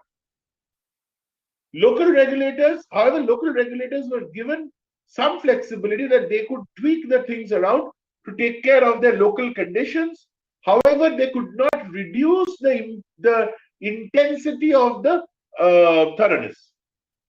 And also, the primary objective that was talked about was that in the event of a problem, they expected the regulator to intervene early than late. So they expected the regulator to have an early intervention to kind of ensure that any problem, any loss, anything could be arrested early as opposed to a much later point.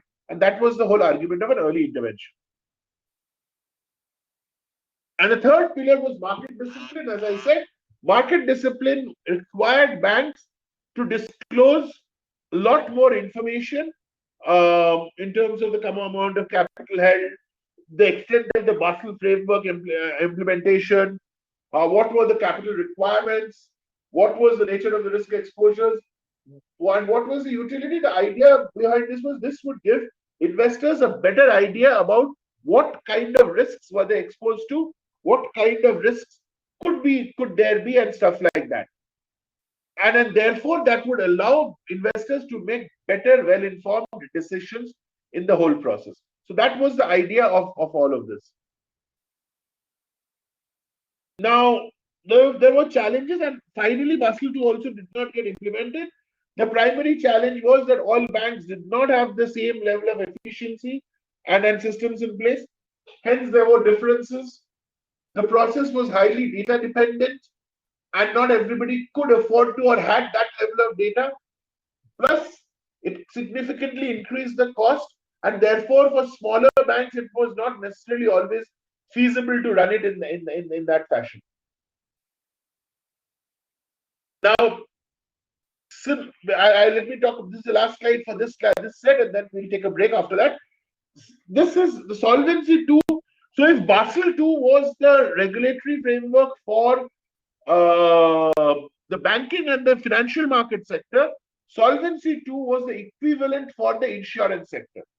So basically, similar to the three pillars of Basel II, Solvency also had specific requirements. They had three types of capital, and then each one of them. But this was essentially which was applied at insurance markets or insurance players, insurance companies, and not specifically to insurance companies, and not to the not to the regular banking sector. These were all very good ideas. These were all very good ideas and all of it.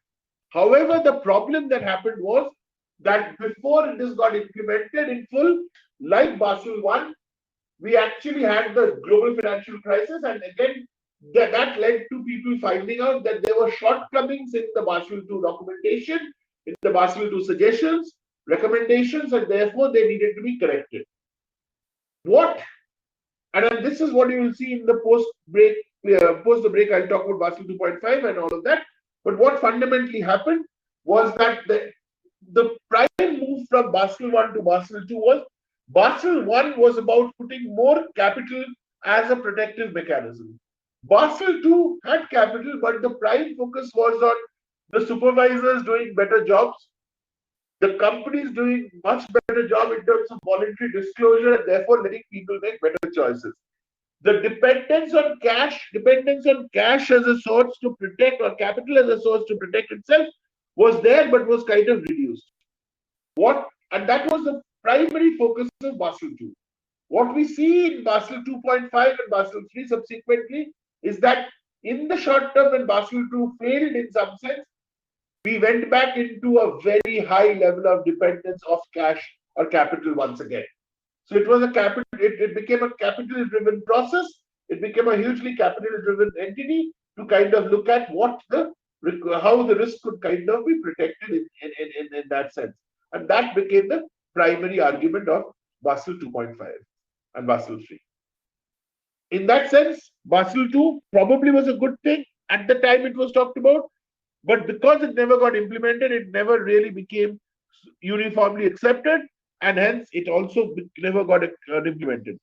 And now we now are in somewhere between Basel 2.5 and Basel 3, and we do not know what is going to happen, because that implementation is also not, while there were some phases which should have got implemented, some have, but not all. And therefore, we are still not in a full implementation of Basel 2.5, Basel 3 as well. But at least that is something which we've now been looking at for the last approximately 14, 15 years. So hopefully there's some more stability in this than the earlier ones. Okay. So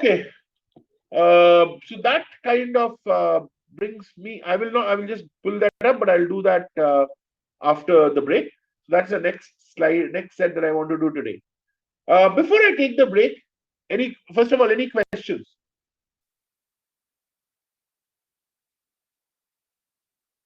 Any questions?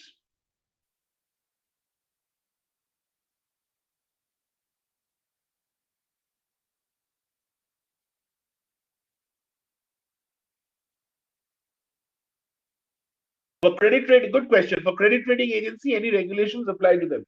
Unfortunately, no, because credit rating agencies are self-regulated voluntarily, or they have voluntary regulation. The reason is there is no mandated requirement for this you to follow a rating agency. The rating agency is supposed to give you a guideline. The rating agency is supposed to help you, but you may not follow the rating agency's suggestions, directives, and so unlike the banking system where it is mandated, there is nothing that is even the existence of a rating agency is not necessarily mandated in most places, and hence, unfortunately, there is no specific regulation that apply to rating agencies. However, a lot of these regulations, which are prudent regulations, which are kind of useful, are voluntarily applied to rating agencies as well.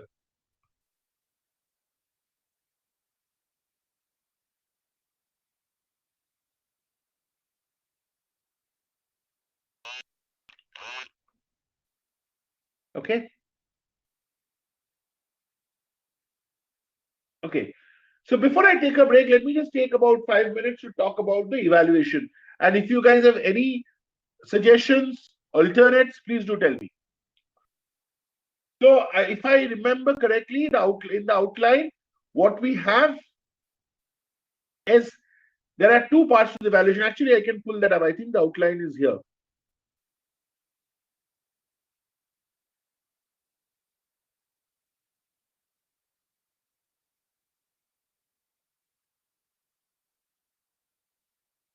Oh no.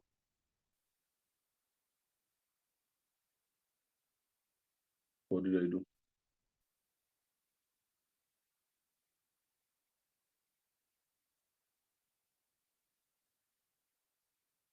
Yeah. Oh, outline is not in Canvas. Okay, okay. I'm sorry. So, okay. Let me pull up the outline. Just give me a second. If the outline is not there, let me pull it up.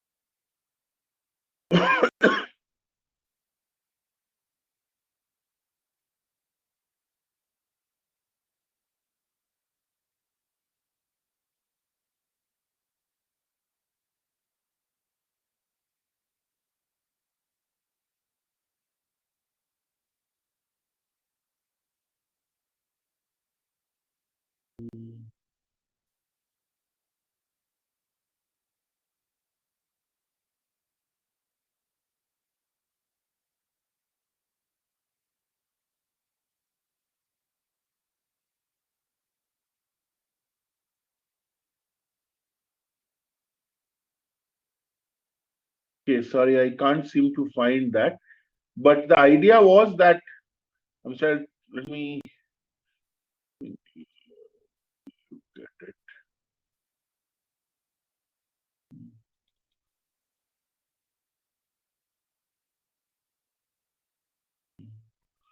I had it. Where did I sent it to them?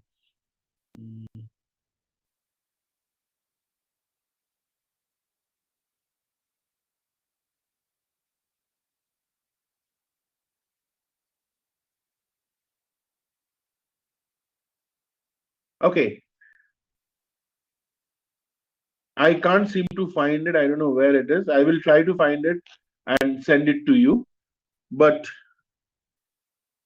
the evaluation that I had in mind was that I will actually have, I will give you all an assignment Normally, I would, which is the group assignment for which you guys have formed the groups. Um, and I would expect you to kind of, so there are about 8 groups now, right? I think there are about 8 groups, if I'm not wrong. 40 of y'all, there are 8 groups. So the idea is that I will give you this assignment, and that will kind of add up to about 40% of the weightage. So the 40% of your course grade weight will come from this, and 60% will come from an end term examination. The examination will be, I do not want to make it an MCQ exam.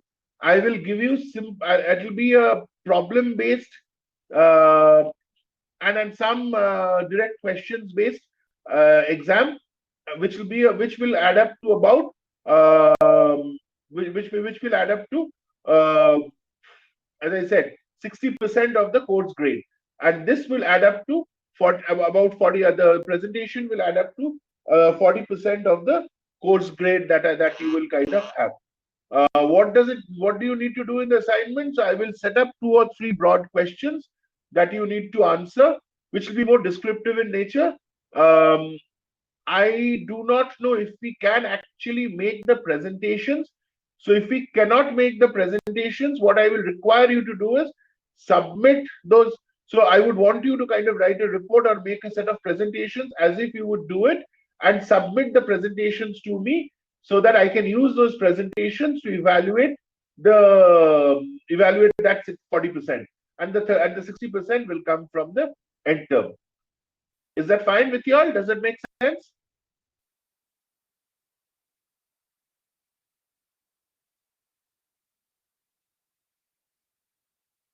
Guys, does that make sense? Is that okay with you all?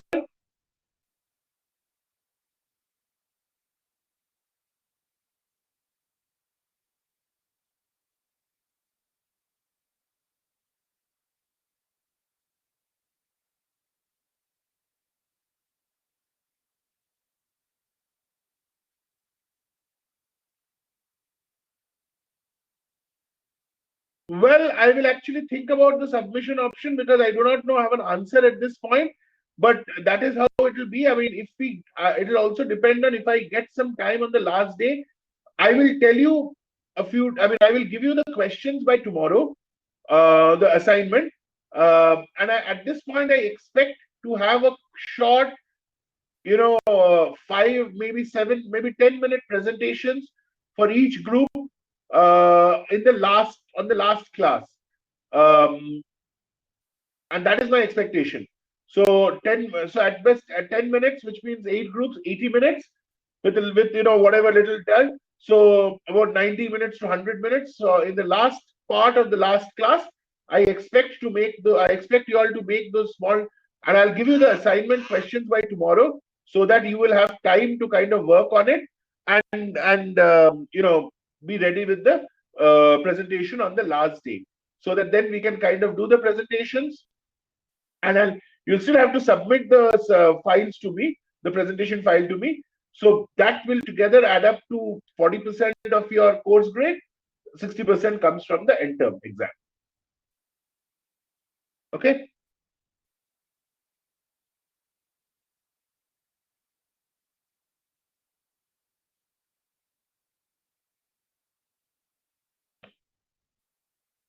Okay. Good. So if there are no other questions at this point, let's take a break for 15 minutes. So it's about 7:30. It's about what, 9 o'clock your time. So we will join back at about 9:15 your time. Let's join back at 9:15 your time for the last bit to finish. Okay.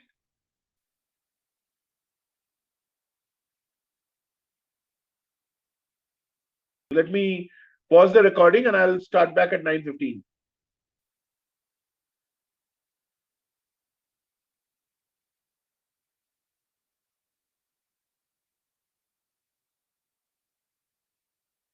As I said, so just to continue, as I said, Basel II did not help much, because we still had the global financial crisis. and there was a huge financial meltdown, and the corresponding loss that came along with it, and all of that we know. So what happened? Um, the regulatory world immediately reacted, and the reaction of the regulatory world was that okay, we need to kind of relook at the regulations. We need to change the regulations to whatever it is, and they came up with this whole idea of called immediately as a quick fix solution, and that is what was called as the Basel 2.5, which was subsequently and then the idea was that okay, in the short term we'll do something in the quick fix as Basel 2.5, and a longer term would be Basel 3 because it would take a longer term to implement, and then more detailed discussions and more detailed frameworks would have to be put in place. So that was what the idea of Basel 2.5 and 3 were. So what was the prime changes? So the what had happened, what was the reason for this? So these are some of the reasons for that. So the banking sector of many countries had built up a lot of on-balance sheet and off-balance sheet exposure and leverage. So all of that had kind of led to a huge leverage position. And what this was also accompanied along with it by a kind of a gradual erosion, a reduction in the level and the quality of the capital that existed. Further, one of the things that got highlighted in a major way during the financial crisis was the absence of liquidity buffers. So a lot of banks, a lot of institutions had assets but did not have liquidity. So while they knew they had locked in assets, they did not have cash in the short term to kind of sustain their position, to kind of be able to kind of survive. And there were liquidity crises that kind of came in, and that is where what is referred to by it is the insufficient liquidity buffer. As a result of all of this, once there was a crisis that got created, the banking system could not absorb the resulting losses. Neither could it cope up with kind of the re-intermediation that this large off-balance sheet items were kind of showing up that had built up in the banking system. So you actually had two problems because of the liquidity buffer. See, all of this excessive off-balance sheet and on-balance sheet items had built up. The quality of assets that were kind of there as protection had kind of capital base had reduced, and the quality and the quantity, the level, both the amount which is level and the kind of quality, kind of assets had become worse. Similar, but it was also holding insufficient liquidity. So all of this ensured that when the crisis hit, when the losses hit, the banking system did not have the resilience. The banking system did not have the ability to absorb these losses. Obviously, it also became a larger problem because there is in the financial market there is this whole story about the pro-cyclicality, or there is a cyclical process, and then in which so there was this pro-cyclical deleveraging. So this excessive leverage had to be deleveraged. People were trying to unwind that. So the deleveraging process was also on, and there was kind of the systemic institutions were kind of connected to each other through a set of very, very complex transactions.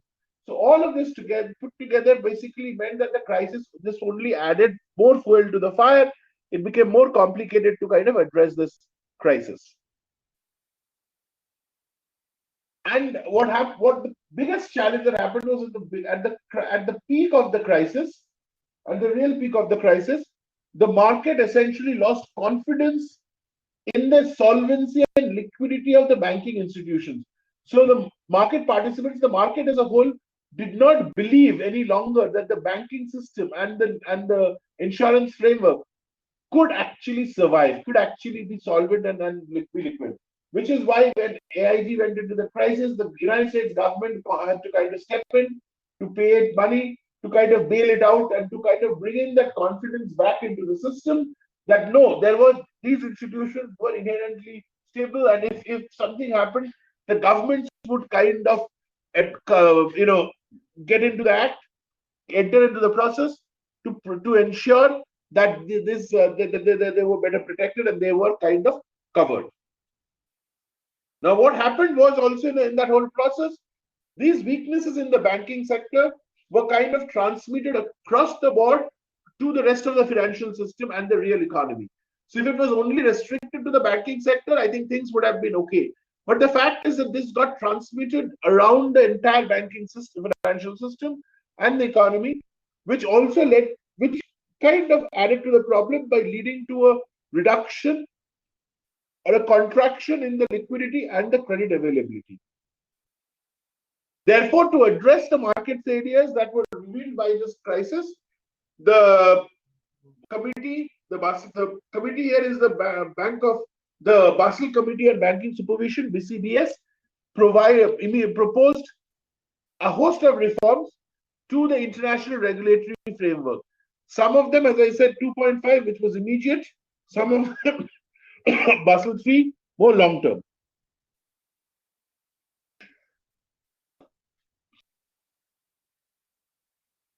So the first one that they came up with was not requirements.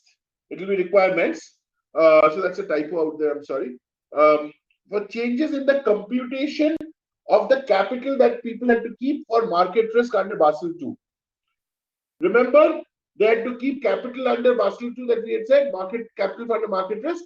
The way that would be computed was changed. And basically, this went into a larger capital requirement model. What they said was, they will actually now compute, and you will see in the next slide, that they will compute not just capital requirements, so VAR-based capital requirement under normal circumstances, but under a so-called stressed VAR. So under a stress condition, when the markets are actually stressed, what kind of capital would you need? And they would keep the higher of the two, or the sum of the two capitals. So essentially, they said we will keep more money as take away more capital as regulatory capital, thereby leaving less capital available for investment and other activities. That would automatically bring down the market activity level and therefore potentially reduce the risk that would come in. Now, that became, I mean, there are other things that they did. They added a new incremental risk charge. They kind of they kind of tried to include a comprehensive risk measure, which took into account the correlations and all of that. All of that was fine. However, the problem with the challenge with this was, all of this led to the fact that there was significant increase in the capital that needed to be held under market risk, under the head of market risk. So the market risk capital that was there as protection increased, and therefore the total amount of capital that was to be kept aside was increased. Now, in a sense, this was possible to be pushed through and implemented because people were in an environment where there were people were coming just out of the risk, coming just out of the losses, and the confidence was shaken. So the regulators managed to push this additional capital requirement model through. This is not necessarily the best argument to have or the best model to have, because essentially, in some sense, it was going back to the Basel I framework of saying your risk protection is going to be predominantly through capital allocation and not through any other mechanism. But that is what was suggested in the short term under what was called as the revisions to Basel II framework, and this was published in February 2011. Now, there were various different things that kind of came in. So, basically, the old argument was that you could calculate capital based on Basel requirements. Now, subsequently, people found out that between the period 2003 to 2006 was a period in the market which had historically low volatilities, and therefore this resulted in the amount of capital allocation for market risk to be low, because after all, the historical period had low volatility. Now, when you were using that low volatility period to calculate the capital for the future, you were also expecting the low volatility period to continue in the future. Why should it is another question, but you were expecting it to continue in the future, and hence this resulted in the low amounts of capital being kept as market risk capital. Now, what they said was, now we will actually not just keep this, but to avoid this kind of a scenario, we will also require you to keep what they called as stressed VAR. So they calculate the stressed VAR so they also calculated capital adequacy requirements based on this logic of a 250-day period of stress rather than the last 1 to 4 years. So they said basically they calculated two VARs. They calculated the usual VAR, which was basically based on historical data. They also said that in the historical period, in the last 5 years, 10 years, identify a period where stress was there in the system, and based on that, during that stress period, take a 250-day window, and use that 250-day window of stress period to calculate what would then be called as a stressed VAR. The total capital that people had to keep then became a combination of the usual VAR and the stressed VAR. It was not just one or the other, it was a combination of the usual VAR and the stressed VAR. They also included what was called as the incremental risk charge, IRC.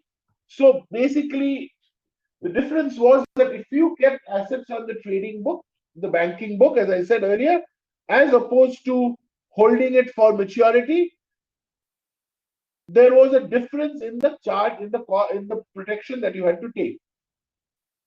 So what they said was that they would kind of increase this thing, and fundamentally what they did was they said, okay, we will bring the cost, we will make the cost the same on both sides. The cost will become the same on whether you hold it under for banking activities, for trading activities, or you hold it for regulatory capital. The original model had different rates for different frameworks, and therefore there was an incentive for people to hold it under a certain head and not under the other head. Now that was kind of changed, and therefore there was no additional incentive to hold it on the trading side or on the HTM hold to maturity side.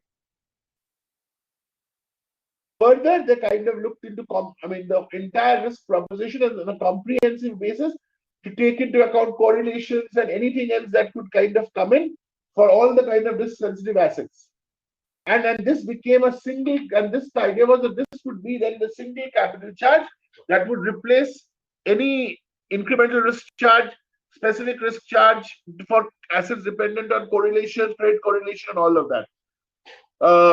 They kind of developed a standardized approach, and subject to regulatory approvals, individuals can come up with their own credit risk comprehensive risk measure model, which would need to capture all of those factors that are listed out there. And this would again be relevant to large banks.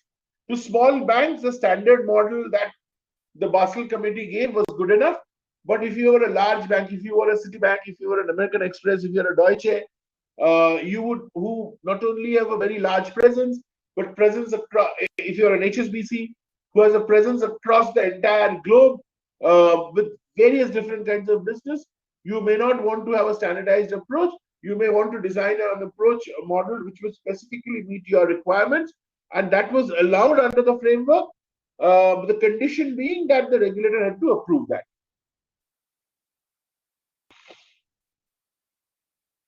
So the stress bar, so the Basel II, so one of this, the implementation date for the stressed VAR was December 2011, and this got done. They said, okay, calculated 1 year period of stress market condition.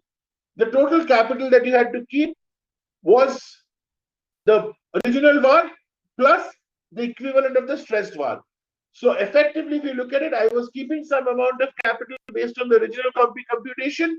I now replicate the computation under stress market condition and say, okay, the total amount would essentially become the total VAR that kind of came in.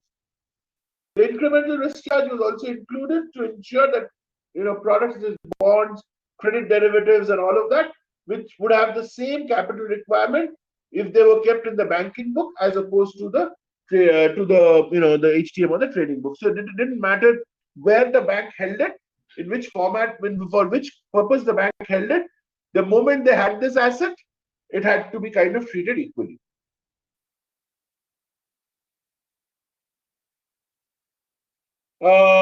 Sorry, again, this table has not shown up. So also the comprehensive risk measure essentially implied that you would need to have sufficient capital in the trading book to take care of the default correlations that could kind of come up as a process. Now, Basel 2.5 in the short term increased capital requirements for market risk, and they also wanted to kind of increase requirements on capital credit risk. Further, BIS wanted to kind of make the process more watertight. So they then decided that their regulation is going to be fundamentally based on these 6 principles. So they defined capital and the requirements, but more importantly, they came up with the subsequent things, which was capital conservation buffer, counter-cyclical buffer, leverage ratio, liquidity risk, and counterparty credit risk. And they said that this is not going to be implemented immediately. At that point, they said this will be implemented over a 6-year, 7-year period between 2013 and 2019. Now, unfortunately, it has not yet been fully implemented. Significant progress has been made towards implementing this. But what has also happened is that, obviously COVID has happened in the last 2 years. People have undergone all kinds of things. There was delays that had originally happened. So it is not yet fully implemented.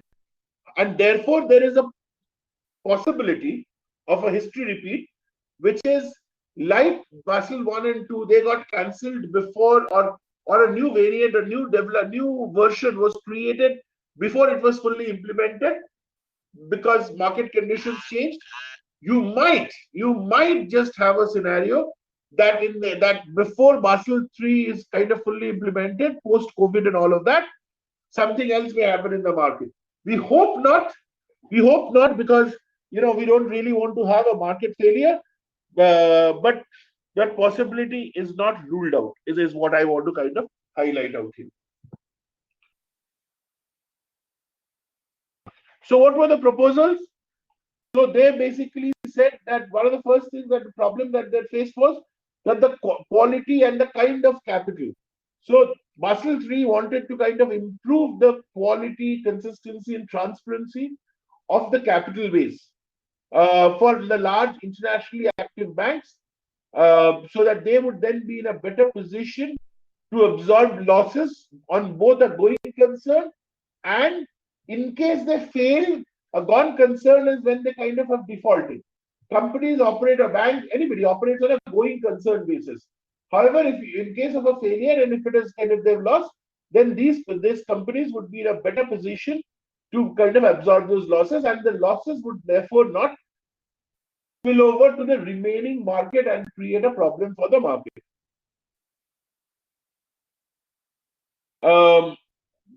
The difference was prior to this implementation, the banks could hold as little as 2% of common equity to risk-based assets before this regulatory adjustment. They wanted to kind of change that. The risk coverage of the capital framework also was strengthened. So apart from the trading book, securitization reforms were announced, and the company and the system proposed strengthening of capital requirements for counterparty credit arising from a host of market transactions to increase this was to kind of increase and make individual institutions stronger, as you can kind of see. They also wanted to increase, they introduced what was called as the leverage ratio as a supplementary measure to, with a view to migrating to, a calibrated basis of appropriate review and calibration. So basically they said they'll have a leverage ratio in place to help stop an excessive leverage build-up. So one of the problems that was that banks were borrowing really large amounts and investing. So when a failure happened, there was a much larger problem. So they said we will put in these leverage ratios and all of that, such that these kinds of problems will not really come into picture in going forward.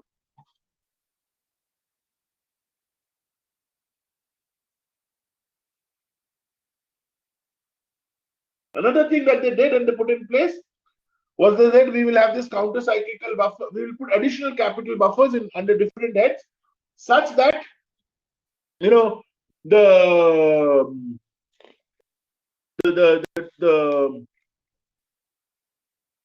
what should I say? So basically, they said we will make institutions conserve or put away more money when the things are good, when things are going well, when things are doing well. Let us put aside more money towards risk protection, such that in bad times they would have more capital, they would be better placed to protect themselves, to kind of prevent them. So, in addition, promotion of more forward-looking provisioning based on expected losses, which kind of covered actual loss, which captured actual losses more transparently, was brought in place. And these were less pro-cyclical than the current incurred loss provisioning model. So basically, the simple argument of all of this was, can I put more money upfront, or can I make people put more money upfront as a protection, as buying a protection, than saying, okay, a loss has happened, and now let me try to gather money from somewhere to tide over, or to kind of repay the losses, or somehow kind of somehow retrieve myself, extricate myself from this position. What it was kind of talking about was, can we put that money upfront to kind of better protect ourselves and have a model in such a manner. Also, this statement, that this sort of proposals became very, very important and very, very useful.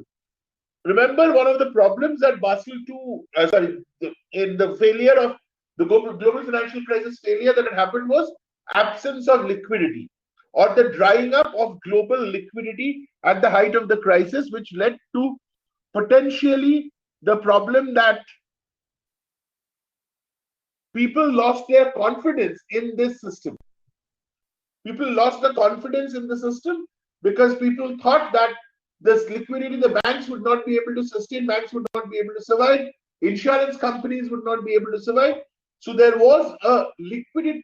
It was not so much of the asset really going bad. It was not that all the assets had gone bad. But what had happened was that the liquidity had actually dried up. People, the banks and the institutions did not have cash to kind of survive, and even survive for a week or 10 days. And that became the biggest challenge. For those of them who had the money to survive for 6 months, 9 months, they all did well and they all survived. There was really no problem. In fact, if you think of it, Lehman survived. Lehman did not survive simply because Lehman did not have the money to pay for its costs and all of it the next day or the next week. Goldman Sachs and JP Morgan also were in the same problem, that they also didn't have the money. But what happened? Over that weekend, Lehman Brothers collapsed and filed for bankruptcy on a Friday. Over that weekend, over that Saturday and Sunday, Goldman Sachs and JP Morgan converted themselves or applied to the US Fed and became full-fledged banks. What is the difference? The difference is, as an investment bank, you do not have access to the federal funds. So you do not have access to the central bank funds to protect you in the event of a crisis. So the central bank cannot act as a lender of last resort when it comes to a crisis if you are not a full-fledged commercial bank. So what they did was they converted themselves into banks and subjected themselves to the banking regulations, which were far more stringent than regulations applicable for investment banks. And that is how they kind of got the capital to restart the process, to kind of tide over the short-term liquidity crisis, which Lehman did not have access to. And because Lehman did not have access to, they had to file for bankruptcy and all of that happened. But look at it another way. All of Lehman's assets were not bad. These assets were subsequently bought out by other companies. Nomura, for example, bought out a lot of Lehman assets and things like that. Barclays took a fair amount of Lehman assets. And over a period of time, these assets became back to becoming profitable. The problem was, in the short term, I had assets, but these assets were not giving me money. And I needed liquid money, liquid cash in that period. But for Nomura and for Barclays, who could buy it and hold it on for a longer time, they managed to buy these assets from Lehman or from the liquidators at a fairly cheap price. And they were ready to hold this on for some time. they could afford to hold this on for some time, for the next 6 months to 9 months in a year, after which these assets, inherently being good assets, again started becoming profitable, and they gave good money to both Nomura and Barclays. But in the short term, they were not liquid, and that is where the liquidity crisis came in. So the liquidity became one of the biggest crises in this whole thing. And therefore, the Basel Committee said that there should be global minimum liquidity standards, particularly for the large internationally active banks.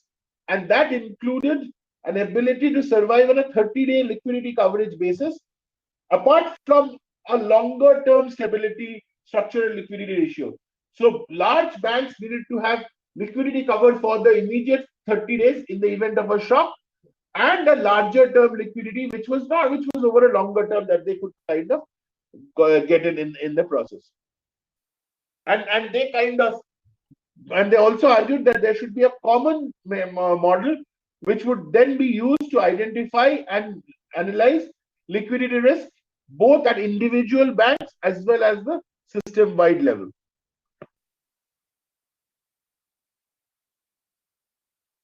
So Basel III basically therefore brought in these 6 new parameters, as I said, which I had highlighted in the earlier slide.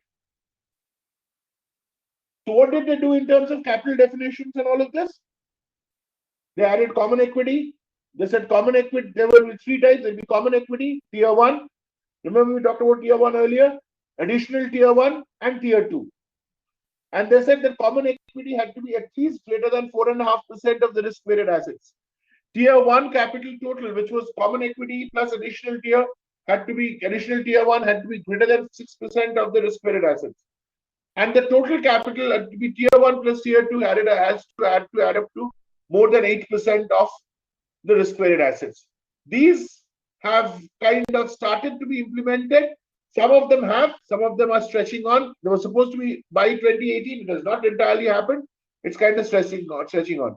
But there are other factors that came in, and this again has not fully happened. They wanted to kind of put in what was called as a capital conservation buffer. And they said you had to put in an extra 2.5% of common equity in normal times to absorb losses in periods of stress. But look at the next point, and that was the important point.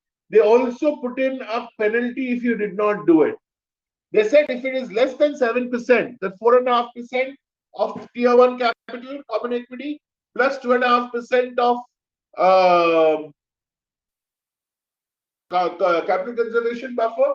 So if the total amount was less than 7%, unlike in earlier times, now they had said that shareholders will not have access to dividends.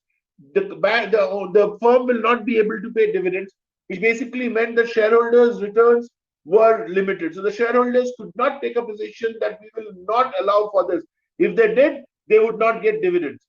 This has broadly been brought in, but it is not yet fully implemented. But essentially, there is activity that is going on in this fashion. But for the first time, what they did and what was important was that they kind of defined the whole argument in saying that the common equity, if you did not meet the requirement, there was a direct penalty that was there, and the penalty was in terms of no access to dividends for the shareholders. Now, this was to allow for counter-cyclicality. They had to have a minimum of, so counter-cyclical buffer was to be kept in.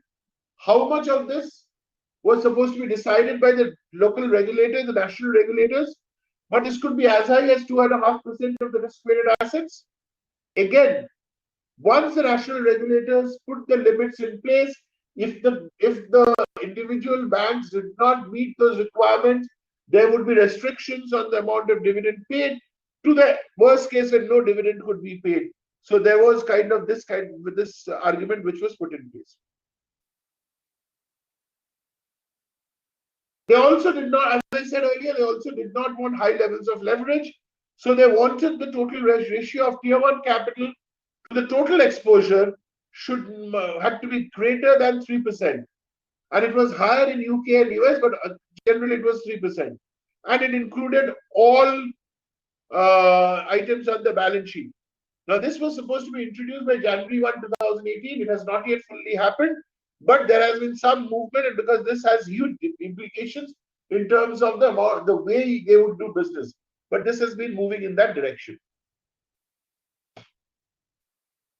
As I said, they wanted to, liquidity was a very important thing.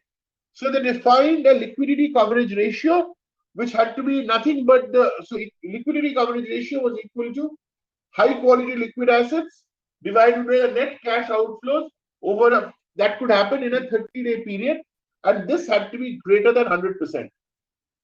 Similarly, the net stable funding ratio for the longer term, which was amount of stable funding divided by the required amount of stable funding, also had to be greater than 100%. Now, what was this net out for the liquidity coverage? What did they take? How much would be the cash outflow? Look at how drastic it had become. They said it was an acute 30-day stress. And what was the definition of acute? 3-notch downgrade. So a direct 3-notch downgrade. So if you were a AAA entity, AAA, AA. So you would typically from AAA, you would in a month if you came down to A. Or partial loss of deposits. So loss of unsecured wholesale funding, all kinds of things. So they kind of took a very, very strict condition. How much would you lose if these conditions happened? That was the net cash outflow that was taken in that whole process. Right? And they kind of put it in. Each category of funding, and in the net stable funding, which is a longer term, but was kind of to address for a longer term period of stress. Each category was multiplied by an available stable funding factor to form the numerator, and the required stable funding and kind of everything is multiplied by the required stable funding to form the denominator. This is the original. Again the table has not been picked up, but both the table has not been picked up, but my slides that I had uploaded will have the numbers out here and define what this would be. So that has been kind of defined in that framework. Now this was also brought in, and this is something which has not yet been implemented because this is very complicated to do.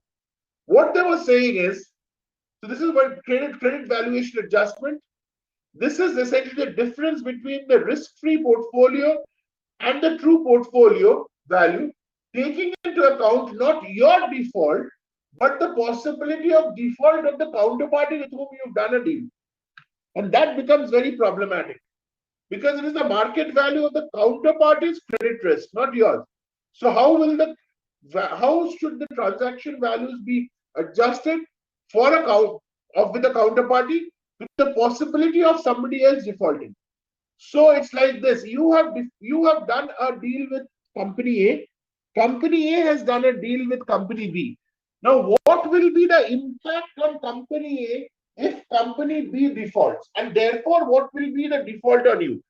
Now, this is very, very difficult as yet to figure out because not only would you need to know what every deal the other guy is doing, but also, what is the impact and things like that. And this potentially obviously improves the creditworthiness and all of it, but it is a very, very difficult proposition to kind of solve, and therefore this is something which has not yet been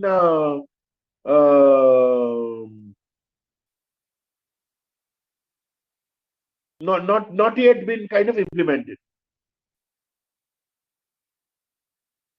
Okay, interestingly, they also define these things called GSIBs. And then they changed the name was changed to GSIFIs. So GSIBs, SIB stood for systematically important banks, and they were changed subsequently into GSIFIs, which was instead of, so they said it will not be individually banks, it should be the systematically important financial institutions. So this GSIFI out there stands for globally systematically important financial institutions. So these were large players which actually had, and then they were defined in all of that, and they were kind of players who played across countries globally. So as I said, HSBC, Deutsche, Citi, these were very large players. and they needed to be additional. They needed to have additional level of protection. American Express, they needed to have additional level of protection. So they were required to have additional buffers, additional protection, because the idea or the problem that people that they came up with was, in case there was a failure, in case those institutions failed, in case there was a problem with those institutions, the total loss on the system would have been much higher, and that is what they wanted to kind of protect. Otherwise, there would be real challenge in that process. So that was the additional story that they kind of created, and all of these are essentially saying how much that would be. So these were proposals that came from the FSB. The FSB is a committee of the bank of the the National Committee on Banking Supervision, which is the Financial Stability Board. FSB stands for the Financial Stability Board. So they kind of came up with additional requirements that this GC fees were there. In line with the GC fees, every country was required to identify what was called as DSIBs or DCPs. So domestically systemically important banks and domestically systemically important financial institutions. So Vietnam also had to define what would be their DCP. So and the idea was that in the US they said it had to be over 50 billion to be classified as DCIPs. Other countries would have the size of their economy and all of it. What was the idea? The idea was that in that country, this bank or this institution is the most important institution, and if they fail, the economy, the system would collapse. So they needed to be more protected. So, for example, I don't know which one is the DCP or DCIP in Vietnam, but from my little understanding, maybe your largest bank, maybe Vietcom Bank. I don't know which one is your largest bank. That will be your DCP or DCP, because that would need higher level of protection from the Vietnamese market perspective. They will have lower requirements with respect to global markets, because they may not play a big role in the global market, but in the domestic market they play a big role, and therefore they kind of have additional capital requirements and all of that, disclosure requirements to take care of that. There was also another interesting product that was brought in, which was called COCO, Contingent Convertible Bond. What is it? It was a bond. It was a convertible bond. What is a convertible bond? A convertible bond, remember, is an entity which starts off as a bond. On maturity, the bond can be converted into equity. So instead of getting the principal back after the bond maturity, you can take, instead of the cash, you can take equity and in form of equity, and that is what is called as a convertible. These were brought in. So contingent convertible bonds or COCO bonds were brought in. The idea was that these bonds are perpetual bonds. These bonds don't have any maturity. But if market conditions went in such a manner that there was a crisis and the markets collapsed, at that point it would be very difficult to generate additional capital for the market. Because think of it, if the market has collapsed, who is going to come in to put in more money to revive the banking system or revive a failed entity? Very unlikely. That is where the COCO would come into picture. You have already invested in those bonds are available. At that point, those bonds would convert into equity, and the money that was held aside to repay for the principal would then be converted into equity, and the system would then again restart. So it was again a mechanism of actually taking up capital upfront, holding it in some form, paying a certain amount of return in the good times, so that in the bad time, this could then convert and be used as equity to kind of start up. The Swiss regulator was one of the first that kind of launched this.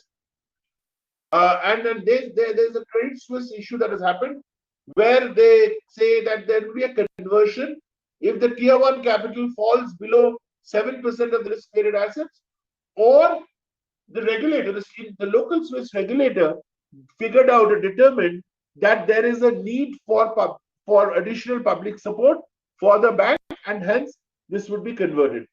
Realize that Credit Suisse will not have a control over when to convert it. If it falls below, if a certain objective measure, the equity falls below 7% of our risk-weighted assets, or if the regulator independently determines, this would kind of happen.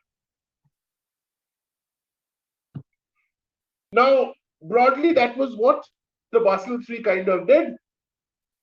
There were some other acts which were brought in, which was fundamentally, this was kind of looked at it. There were new bodies to monitor that. There were more capital for SIFIs. One of the problems, and then one of the questions that one of you asked, and this is an outcome of that, the global crisis also saw the failure of the credit rating agencies, because the rating agencies could not identify the crisis appropriately, and therefore there was sorry I'm really sorry, and therefore there was this whole argument of do not depend too much on the rating agencies. So there was a talk of no use of external ratings, to kind of the question that you asked: can the rating agencies be regulated? Can there be some better understanding of the rating agencies and things like that? So there were additional things that were also proposed, but the primary thing was about those 6 things and additional capital. Other specific countries also had kind of new additional regulations. So UK had this under Sir John Vickers, which led to the Financial Services Banking Reform Act. The European Union had proposed new regulations based on a committee which was headed by Erkki Liikanen and all of that. So every country had their own things to kind of look at. And, additional things were kind of, and these are some of the things that regulators are still kind of trying to do. Some of them, and all of these are work in progress as a Basel II outcome. Use of a centralized counterparty in terms of clearance, in terms of clearing all trades, so that their information is available to everybody. There is no off-market information, or the off-market information is reduced as far as possible. Moving on to electronic platforms to trade, so that data is recorded, authentic data is available to kind of test. Restricting the proprietary trade. So, you cannot do, so restricting your ability to trade for your own self as well as at the same time for a client. So you could either be a proprietary trader or be a broker. Restrictions on doing both at the same time. Living wills is a thing of how do you kind of write down the whole process of, in the event you are still working, there is no problem, but how do you kind of create a mechanism by which you will then be able to extract, or you will be able to kind of say that in the event of a default, how will the company revive? Where will the money come from? So that kind of a process is to be created. Also, compensation. And then this is less in US, but most in other parts of the world, it's very, very closely guarded. So how much of a compensation can bank and financial institution CEOs get, and make them accountable, so that in the event they take wrong decisions, can their bonuses, and if it can be proven that they have taken wrong decisions, can their bonuses be clawed back as it's called? Can there be other action taken as opposed to just sacking them? Can money be recovered from them? Because after all, during the good times they've got bonuses. So if they have got the benefit of the good times, the argument is they should also share the downside when things are bad. Now, these are very difficult things to kind of implement. These are suggestions that have been made. Some countries have tried doing something. Yes, if there is a criminal issue, then the clawback can be implemented. But otherwise, it's very difficult to implement it. And these are therefore, challenges that exist in the whole Basel III framework, which are still kind of being people are trying to still kind of implement it in that process. And it is still, as I said, work in progress. But it is kind of trying to make the system safer, it's trying to make the system more efficient, and more importantly, make the system stable, so that even in the event of a crisis, the system will suffer a loss, but the system and the confidence in the system will not be shaken. The system will survive. It is like if there is an earthquake and there's a building, there might be the windows might crack, there might be some glass things that might fall and break. That's okay. But the building will still survive. And the idea of all of this is to ensure, like in that same framework, make sure the building survives. Small damage here and there will happen. And that can be, people can survive and look over and move on from there. But if the building collapses, then trying to rebuild the whole thing is a huge problem. And that is what is trying to be protected through the regulatory mechanism. And that is what the banking regulation framework does. Okay, so let me stop with that. That is what I wanted to cover today. Let me stop with that. I will start tomorrow with the derivatives part. So now we will move into for the next part of the remaining sessions, we will move into how do we do this. Derivatives is one way of doing it. It's a very common way of doing it. And therefore, what are derivatives and how do I use it? What are futures, forwards, and what do we do is the next thing that we will kind of talk about. Any questions?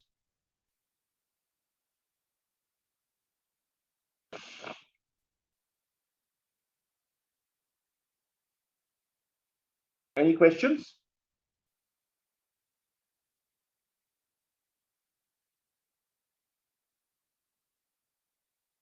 Okay, if there are no questions, then let's wind up for today. Good night, and I'll see you tomorrow. Tomorrow the class is at what? 31. 2 p.m. your time, right? Okay. Yeah. So I'll see you at 2 p.m. your time, which is 12:30 my time. So I'll see you tomorrow afternoon.